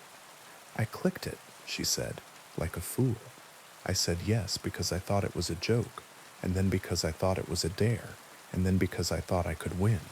She raised her hands. The palms were clean, the backs were not. She smiled in a way that was no longer made of habits learned in a mirror. "They turned my room red," she said, "but not all at once. First the corners, then the threshold, then the inside of me. I breathed too shallowly and saw small white sparks at the edges of my sight. Who turned it?" She tilted her head as if I had mispronounced the only word that mattered. "The room did," she said. "It likes to be liked." Behind her, the red gathered itself like a muscle. A door appeared where there had not been a door, or perhaps had always been a door if you knew how to see doors that are not for you. Someone stood in the doorway, tall, long coat that had once been black if red did not exist. A hand held the door, the way a hand holds a promise it intends to keep, whether you asked for it or not. The face did not belong to any person, not because it was monstrous, but because it was perfectly polite, the sort of face that never gets noticed until it never forgets you. "Don't turn around," the girl said, and her voice sharpened for the first time. "Listen to me. Do not turn around. If you look, it likes you more." The presence behind my chair leaned closer, as if I had invited it by acknowledging it. The smell of iron strengthened. The red around the corners of the room pulsed in time with my heart, and my heart began to listen to it the way a foot falls into step with a drum on a road. "Some rooms are hungry," the girl said. "They eat with their eyes. How do I leave?" My voice was very small and very far away. The red blurred its edges and then brought them back, impatient. "You don't," she said, and then she smiled in the way the living smile when a joke lands exactly between them. "You pretend you already did, and sometimes the room is distracted by someone else pretending harder." She stood. I had not seen her stand, and yet she was standing. The door behind her opened wider, and the tall figure in the coat did not move, which is still a way of moving in rooms like this. She placed her palm on the table between us. It left no mark, and also left one that would be there if I thought about it too long. "Confess the biggest small thing," she said. "Not the worst, the truest. Give the room a shape of you that it can keep while you carry the rest." I closed my eyes. The presence behind me tilted its head. I felt it without any sense that calls itself by name. When I spoke, it was not a decision. It was gravity. "I hurt someone who loved me because I wanted proof they would stay," I said, "and when they stayed, I was angry because the proof was ugly." The red stilled. The chair behind me leaned away. The girl nodded in a way that contained the space between pity and respect. "Now say you like it," she said softly. "Say it like you mean it enough for it to be bored of you. Some courtesies are camouflage." I kept my eyes closed. "I like the red room," I said, and found to my horror and my safety that I meant it while I said it. "I like the red room." The door closed without sound. The air cooled. The red peeled itself off the walls of my apartment and folded into the screen, and then into the corner of the screen, and then into a single pixel that went dark and left nothing behind but its afterimage. I was alone at my kitchen table. My laptop showed my work document, half finished, blank where the red had been. My phone lay face down and polite. In the hallway, the closet door had shut itself to an appropriate angle. The next night, the mirror didn't flicker. The water ran clear. The window glass reflected only my face and the square of night behind it. But sometimes, when the apartment is very quiet and my breathing forgets to be loud, a red glow gathers in the far corner, small as a pulse, patient as a waiting room. If I turn my head too quickly, it goes away. If I don't turn at all, it becomes a question that asks itself, "Do you like the red room?" I say yes now in my head before it speaks. I say yes because that is the price of not turning around. Because some rooms are doorways, and some doorways are mouths, and some mouths are kind. If you feed them table scraps you never meant to eat. On good nights, the red stays a dot. On bad ones, it becomes a square, and the square becomes a window, and I sit very still and confess small true things until the room is too full of me to notice I have not given it all.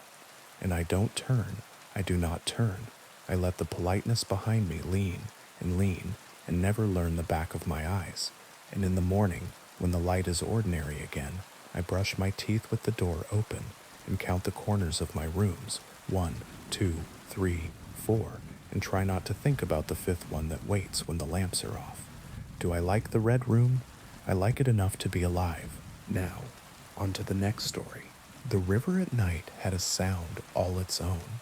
Not just water moving, but something deeper, like whispers hidden in the current, rising and falling with every bend.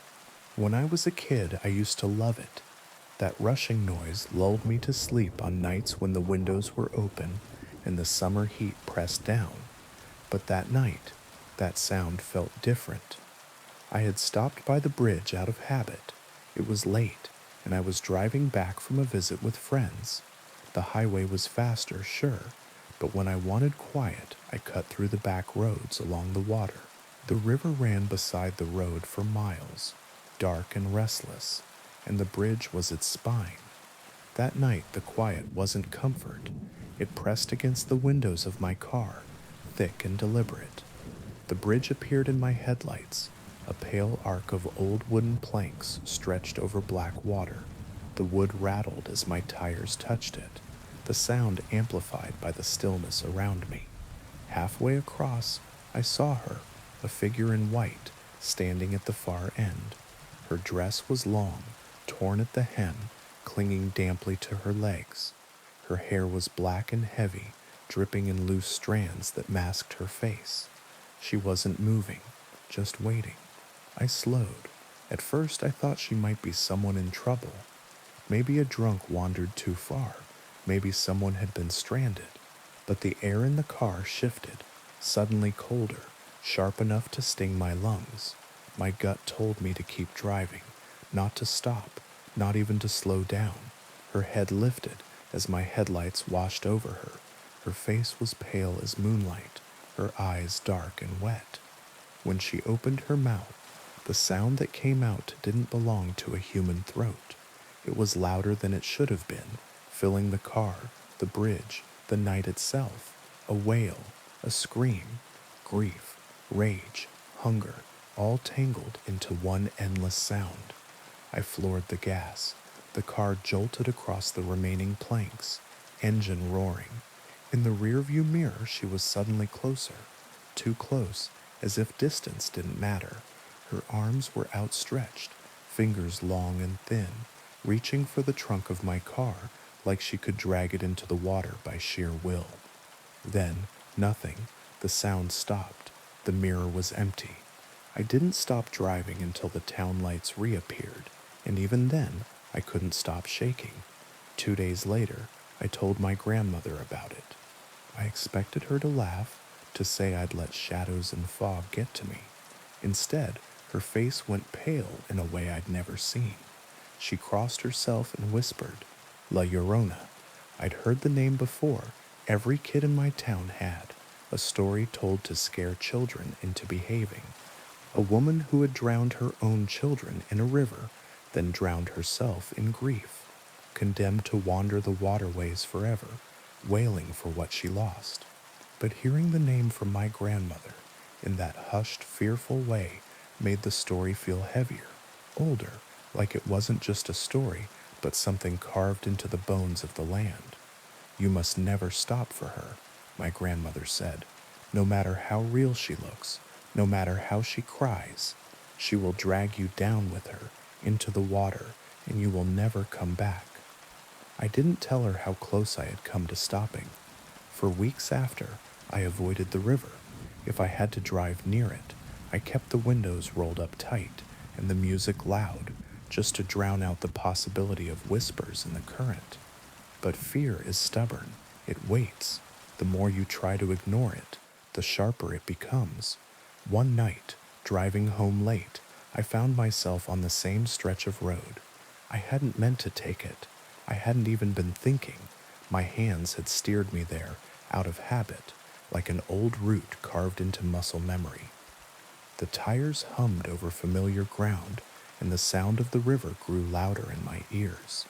The bridge appeared ahead, pale under the moon. My chest tightened.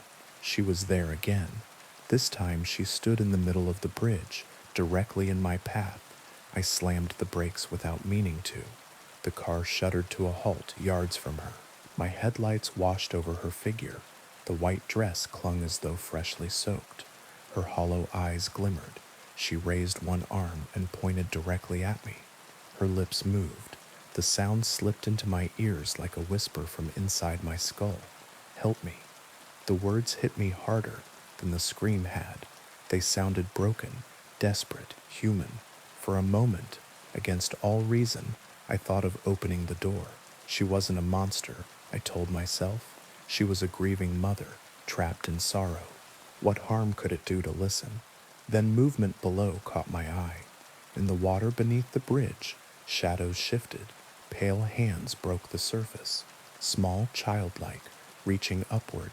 The air filled with voices, high-pitched, insistent, overlapping cries of "Mama, Mama." The woman's face twisted. The whisper became a shriek. She lunged forward, and the bridge shook under my tires. I slammed the gas. The car leapt forward, headlights blinding her. She vanished at the instant I should have struck her. In the mirror she stood behind me, arms raised, wailing as though cursing the sky. The children's voices rose in a deafening chorus, then fell silent all at once. By the time I crossed the county line, my hands were shaking so badly I could hardly keep the wheel straight. I told myself I wouldn't drive that road again, but curiosity is another kind of hunger. I started asking around, quietly, carefully. People always went missing near that bridge. A trucker once called dispatch to say a woman in white was waving him down. His rig was found empty the next morning, engine still running, door open. A teenager claimed he'd seen her too. He said she gave him a rideshare request from a dripping phone, water still streaming from the speaker when it rang. The boy vanished a week later.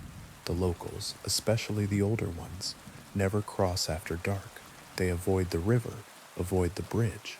If you press them, they'll tell you the same thing my grandmother did. La Llorona searches.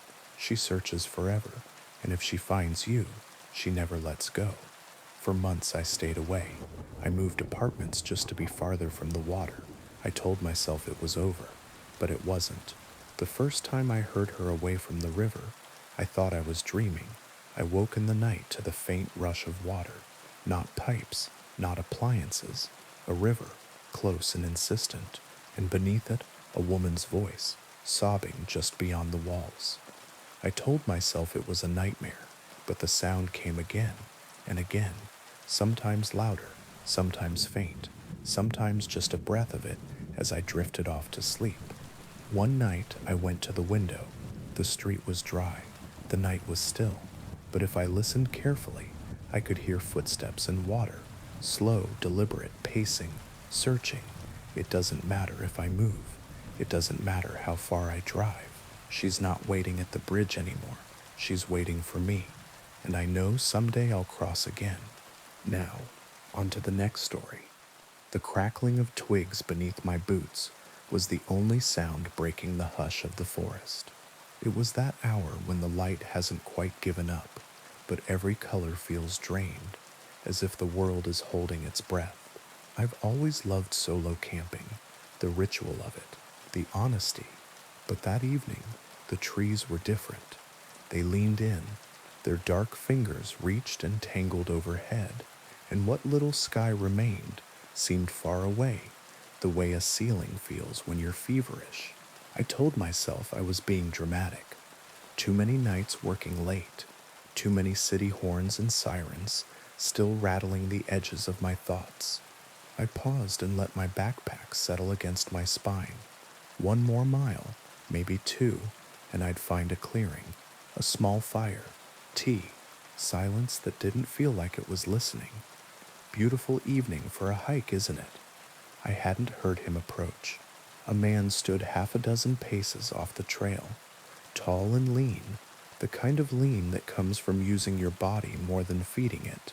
His coat was canvas, sun-faded and neatly patched. His face was weathered in the way of people who stand in real weather for real reasons. Everything about him felt ordinary, except his eyes. They were bright, sharp, and endlessly curious, as if I was a puzzle with only one piece missing. "Yeah," I said, steadying my breath, "just trying to find a spot before dark." "You're in luck," he said with the kind of cheer that felt rehearsed. "There's a perfect clearing just up ahead. You won't find a better one before night takes the trail. Come on, it's not far." Every instinct I had put its hands on my shoulders and leaned backward. I almost said I preferred to camp alone, that I had a map, that I was fine. But sunset was stealing the path one shadow at a time, and I was tired. I nodded and fell into step beside him. He knew the woods. He pointed to a thistle under an alder leaf and called it by a name I didn't know. He tapped a cluster of stones and said there had been a stream here once, years ago, before a storm rearranged the hillside. He knew where birds nested and what the wind meant when it ran cold. His knowledge should have comforted me. It almost did. "What brings you out here alone?" he asked, glancing back with that mild, affable smile. "City gets loud." "Sometimes," I said. "Needed the quiet." He nodded thoughtfully. "Quiet is honest out here. The woods have a way of keeping you." The way he said keeping made the hair on my arms rise, as if the word had a second meaning he was tasting. We stepped into the clearing as the last light failed. It was, as promised, perfect, flat ground, a ring of stones darkened by old ash, a fallen log at the edge for sitting. I let my pack slip to the dirt and rolled my shoulders. "This is great," I said. "Thanks." "Oh, it's my pleasure." He didn't leave. "Let me help you set up. It'll be dark soon. 4 hands beat 2. "That's okay," I said, suddenly aware of how alone we were. "I've got a system." "Nonsense." He crouched and started pulling out tent poles as if they were his. "Wouldn't want you fumbling around in the dark." I hesitated. It felt ruder to argue than to let him help, so I didn't. We worked in a rhythm that was almost comfortable, except for the way his eyes kept flicking to the tree line, as if he expected the forest to answer a question neither of us had asked. He would ask me something quick and personal. "Do you live alone? Do you have family who know where you are?" And then before I could reply, he would change the subject.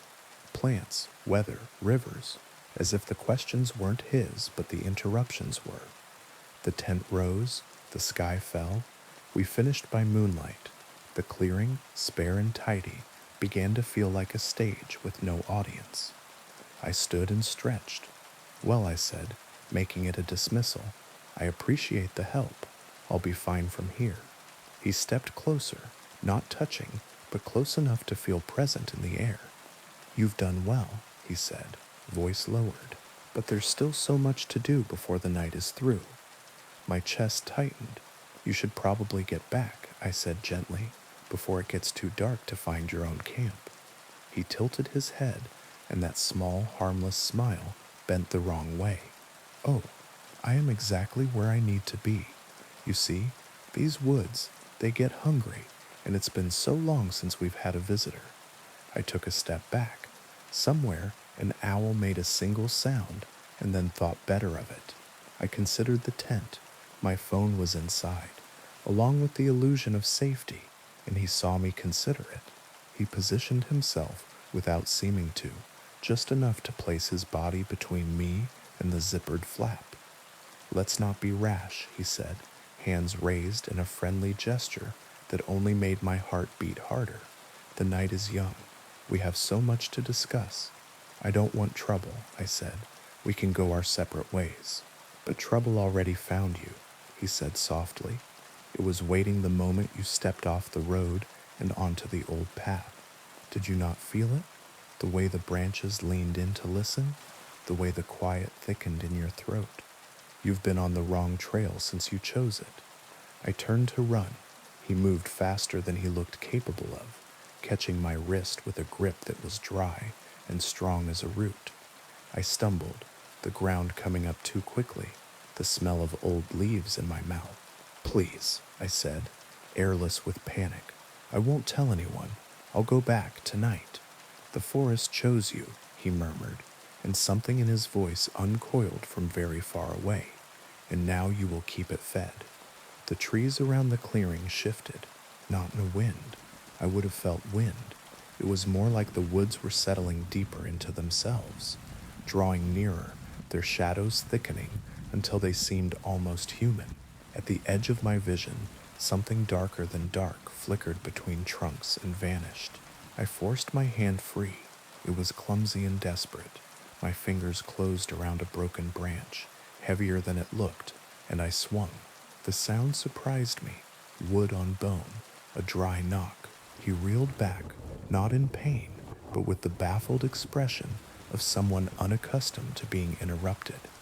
It was enough. I ran. Branches whipped my face. The trail disappeared. There was only forward, then left, then anywhere that wasn't where I had been. Behind me, the man's voice rose and fell, never quite shouting, always near enough to hear. The trees overlapped, the ground tilted and slid in ways that didn't match how hills should behave. I ran until my breath became a knife and then farther. When I finally stopped, it was because my legs decided without me. I leaned against a trunk and tried to swallow my heartbeat. The moon had climbed, and its light lay shattered on the leaves. I listened for his steps, his voice, the crisp, casual questions he seemed to ask for somebody else. Nothing, just the layered quiet that lives in very old places. Then a twig spoke behind my left shoulder, very softly, footsteps, deliberate and patient. He wasn't calling anymore. He didn't need to. I pressed myself against the bark. I became smaller than myself. He would pass me. He had to. And I could turn and move and turn again until the trees forgot who I was. A hand clamped over my mouth. I tried to scream. The sound became a small, helpless noise in my throat. The hand was strong and reassuring in a way that made no sense. "Shh," a voice breathed in my ear, very close and very calm. "I'm trying to help you." It wasn't his voice. It was a woman's, quiet as water on stone. The hand loosened, but didn't leave. I turned my eyes without turning my head and saw a face near mine, pale in the moonlight, hair pulled back so it wouldn't catch on branches. There was a smudge of ash on her cheek, and her expression was alert, not afraid. "Can you walk silently?" she whispered. I nodded. She removed her hand and took my wrist this time, the way someone might guide a sleepwalker. We slid between trees like thoughts slipping between words. She didn't ask if I was okay. She didn't say it would be all right. Silence was the kindest thing she could have offered. We moved for a long time. The woods opened and closed. Once she stopped and crouched, palm pressed to the earth as if listening. She changed direction without explaining why, and I followed because explanation was a luxury and trust was oxygen. At last the trees parted in a thin oval, a clearing no wider than a small room. Symbols had been cut into the bark of the surrounding trunks, clean and careful, the grooves dark like old writing. In the center stood a stone broad and flat as a table, its surface carved with meandering lines that caught the moon and held it. "What is this place?" I whispered because whispering felt required. as if the clearing had rules even words had to obey. The heart, she said, and the tether. She stepped into the moonlight and looked older than her face. He is bound to the woods. He draws from them and feeds them in turn. That's how he's lived this long. That's how he knew you'd come. She looked at me without pity. People think the trail is theirs because they walk it. They don't ask who laid it down. How do you know this? I asked. Her mouth tightened, not quite a smile, because I tried to leave once. A sound reached us, soft like breath over a bottle's mouth. He was moving somewhere just beyond the carved trees. The woman put her fingers on my arm, not to comfort, but to steady us both. The bond works both ways, she said. Break the stone, break his shape, for a time anyway. Long enough to get you past the edge where the road still remembers itself. For a time, I repeated. The wind, which hadn't been there a moment ago, turned the leaves over in unison, so their pale undersides showed. Nothing is ever gone, she said, just moved. We don't have to outrun forever, just tonight. The clearing breathed. The man stepped between two marked trunks and smiled the way a family man smiles at a small child, kindly, keenly, already certain of the outcome. There you are, he said to the woman. I wondered how long you'd hold out before bringing her here. You always were practical. She didn't answer. She moved to stand between him and the stone, and in the moonlight, I saw that what I'd taken for bracelets on her wrists were thin, silvered scars. The old lines are wearing thin, he went on, conversational in a way that felt obscene. We haven't had a proper guest in months. I was beginning to think the trail had forgotten its manners. She isn't yours, the woman said. He laughed softly. If she stands here, she is already ours. He stepped forward. She stepped with him. Their bodies met like opposing currents. No flourish, no stalling, just sudden strength against strength that looked wrong, coming from such ordinary frames. He was stronger. It showed in the small ways, the way her feet slid a fraction, and his didn't, the way his smile did not change. But she knew how to counter what he was, how to angle elbows and hips to spoil leverage. They struggled without sound. Don't let him touch the stone, she said without looking at me. I moved, not quickly and not bravely, just inevitably, because some moments choose you. A shard of rock lay at the base of the flat stone, where a corner had once broken. I picked it up and felt it bite my palm. The markings swam under the moon, lines overlapping lines in a language that had never been meant for mouths. The man saw me. Something shifted in his face, like surprise learning the shape of anger. He shoved the woman hard enough to send her to one knee and lunged, his hand outstretched toward the center of the carved lines. I brought the rock down with everything I had.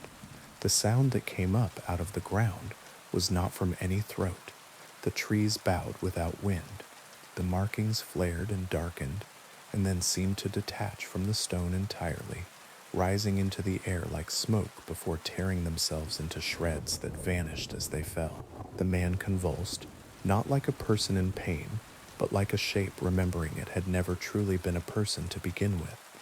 He reached for me and didn't reach. He was near and also very far away. His smile at last left his face. What replaced it was older and endlessly empty, and looking at it felt like standing on a cliff with no bottom beneath you. Run, the woman said, already pulling me, already upright, as if she had rehearsed this ending for years. Now, the earth cracked in narrow, puzzling ways that swallowed nothing and opened nowhere. The forest's scream became something like silence again, then a roar, then silence. We ran, falling and catching, dodging branches I barely saw, stepping where she stepped because that was the only place the ground would agree to be ground. And then the trees ended. There was a ditch, then the stubborn geometry of a road. Its paint faded to the color of old teeth. A car's headlights carved the dark in half and squealed to a stop because two figures had appeared out of nowhere with wild eyes and leaf-slashed hands. We tumbled into the back seat before the driver could decide to be afraid. The woman said an address I didn't recognize in a voice that allowed no argument, and the car obeyed. I turned to the window as if it were the last page of a book, and I wanted to read the final sentence twice. The forest had gone very still. A pale, unnatural mist unrolled from between the trees and spread across the ditch like a blanket someone was pulling up to someone's chin. For an instant, only that I saw a taller darkness inside the mist, the outline of a man unthreading itself, and I thought I heard him whisper my name as if he were trying to remember how it ended. We didn't speak until we were 2 towns away. The driver kept looking at us in the mirror and choosing, each time, not to ask. The woman's breathing gentled. Mine followed. By the time the car stopped, the horizon was beginning to pale in the east, and the wind smelled faintly of rain. She got out first and stood with the door open, waiting for me to follow. We stood together in the quiet of a street that had not yet decided to wake. "Will he?" I began. "Not tonight," she said, "and if you're careful, not soon." I wanted to ask 100 other questions. How long had she lived out there, learning the shape of his rules? How many others had made it to the stone with her? How many had not? But her face had settled into a calm I didn't want to break, and my body had begun to remember it was human and fragile and very tired. "If you ever go back," she said softly, "choose the new paths, the ones cut by hands you know. Old trails keep old promises." "I won't go back," I said. She smiled then, a real one, small and almost surprising. "We always say that." She closed the door and tapped the roof twice, and the car took me away. I never camped alone again. I never went far enough from streetlights to forget their names. I told myself the world was smaller than I had believed, and it helped until it didn't. Some nights, lying awake in that patient space before sleep, I hear a boot on dry leaves, and the old quiet leans in from the corners of the room. On those nights I count the walls, 1, 2, 3, 4, and I tell myself that a house is a promise with nails in it, and promises hold. Most nights it's enough, but sometimes, when the wind threads the alley just right, I swear I hear a man's voice outside my window, careful and friendly and endlessly curious, practicing my name like a song he knows he will get to finish at last. I hope you enjoyed that one. Now on to the next story. They say driving strangers is safe enough, but what if the stranger already knows everything about you? The streets were empty in that strange way only cities can manage. A place that roars with life in daylight, reduced at midnight to dark glass, shuttered doors, and the occasional hiss of a distant bus. My rideshare app pinged. Another pickup, Oakwood Avenue, 15 minutes, easy money. I'd been driving nights for months, and I liked it better than the day shifts. Fewer drunks, fewer kids with blasting music, fewer small talk conversations I had to fake, just long stretches of quiet and the occasional polite rider. Something about that night, though, felt off.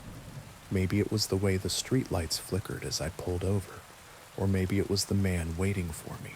He was tall, dressed in a dark coat that looked too heavy for spring. A wide-brimmed fedora hid most of his face. He didn't wave, didn't smile, just opened the rear door and slid in like he'd been expected. "Evening," I said, forcing a lightness into my tone. "Oakwood Avenue, right?" He nodded once.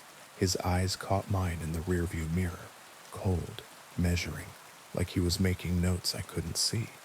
I pulled away from the curb, the car filled with silence, thicker than most rides. Normally I'd try small talk, but something about him told me not to. The tires hummed, the city unspooled in shades of gray. "You drive at night often?" he asked finally. His voice was low, gravelly, touched with an accent I couldn't place. "Yeah, few nights a week. Helps pay the bills," I said, keeping my eyes on the road. "Must meet all sorts of interesting people." "Sometimes," I said, "mostly just folks trying to get home." He leaned forward slightly, and I could feel his eyes boring into the back of my head. "And you? What brings you into this line of work?" The way he said you made it sound like I was the first specimen in a long experiment. I forced a laugh. Oh, flexible hours. Works with my schedule. Your schedule, he repeated slowly, like he was rolling the word around on his tongue. And what else does your schedule involve? My hands tightened on the wheel. Not much. Work, sleep, repeat. Ordinary, he said, almost to himself. So very ordinary. The silence that followed was worse than the questions. We drove deeper into the city's outskirts, where houses grew sparse and the roads narrowed. I didn't recognize the neighborhood. My GPS still showed the route to Oakwood Avenue, but the streets looked wrong, like they'd been rearranged. Tell me about your family, he said suddenly. My blood ran cold. I hadn't mentioned family, ever. I don't really have much family, I lied. It's just me. No, he said softly. That's not true. Not what your profile says. There's a sister. Millbrook, isn't it? Lovely little town.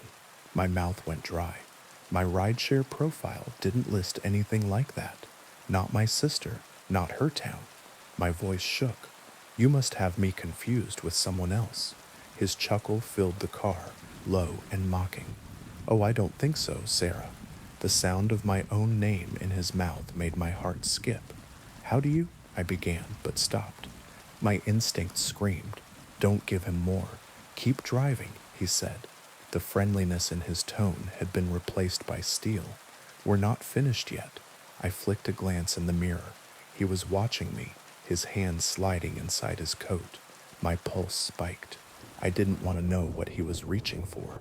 Without thinking, I slammed on the brakes. The car shrieked to a halt. The man lurched forward. I ripped my seatbelt loose, threw open the door, and bolted into the night. The street was unfamiliar. Houses crouched dark and silent. My shoes hammered pavement. Behind me, a car door slammed and footsteps followed. He was faster than I expected. His breathing never changed pace. Steady, relentless. I darted between two buildings, my lungs burning. The night smelled of asphalt and rust. My foot caught an uneven crack, and I went down hard, palms and knees scraping. Before I could scramble up, a hand clamped around my ankle. I kicked wildly, screaming, but his grip was iron. He dragged me back with terrifying ease. In the pale light, his face loomed above me for the first time. His grin was manic, his eyes bright with a predator's glee. Now, he said, mock gentle. Running already? We were having such a lovely conversation. I twisted, desperate. What do you want from me? He tilted his head, studying me like a puzzle. I want to play a game. From his coat, he pulled a knife. Long, curved. It caught the moonlight. My stomach dropped. It's simple, he said, crouching beside me. I ask questions. You answer truthfully. For every lie, he let the knife gleam closer to my skin. There are consequences. What if I refuse? I whispered. His grip tightened painfully. That's not an option. The game has already begun. He smiled. First question, why did you really start driving at night? I froze. The truth was embarrassing, vulnerable, but lying felt worse. I was avoiding someone, I admitted. An ex, he wouldn't leave me alone. I thought working nights would make it harder for him to find me. The man's smile widened. Honesty suits you. Next question, what's your greatest fear? My breath shook. Being helpless, I whispered, losing control of my own life. His eyes glinted. Interesting. And right now, how in control do you feel? Tears stung my eyes. Why are you doing this? Who are you? He leaned closer, his knife tracing the air above my arm. I know everything about you, Sarah. Your hopes, your fears, even your little secrets you thought no one saw. And what I want, he smiled a smile that belonged in no human mouth, is to see if you're worth keeping. My heart thundered. I had seconds, maybe. His questions weren't a game. They were a ritual. The way his voice lingered on words, the way the knife gleamed, the way the night felt heavier with every truth. He was feeding something, drawing it out of me. But if he needed me alive to keep playing, then maybe, just maybe, I had a chance. When he leaned closer, I jerked my knee upward, slamming it into his chest. He staggered, grip loosening just enough. I shoved him back and scrambled to my feet, sprinting into the dark. This time I didn't look back. I ran blind until the houses thickened again, until a main road opened in front of me. Headlights cut through the dark. I stumbled into the street, waving frantically. A car screeched to a halt, horn blaring. I threw myself against the door, gasping, begging. The driver's face was a blur of confusion and alarm. Behind me, the street stretched empty. The man was gone. The police never found him. My app showed no record of that ride. No pickup, no destination. As if the passenger had never existed. I deleted the app that night and never drove again. But sometimes when I walk home late, I hear footsteps behind me. Slow, steady, measured. And when I glance over my shoulder, I catch the flash of a fedora brim in the corner of my vision, gone before I can be sure. If you ever drive alone at night, remember this: not every passenger is a stranger. Some are already waiting for you. Thank you for listening. If this story kept you company tonight, consider liking the video and subscribing for more myths, legends, and gentle hauntings. Sleep well, and may the trails you choose lead you safely home.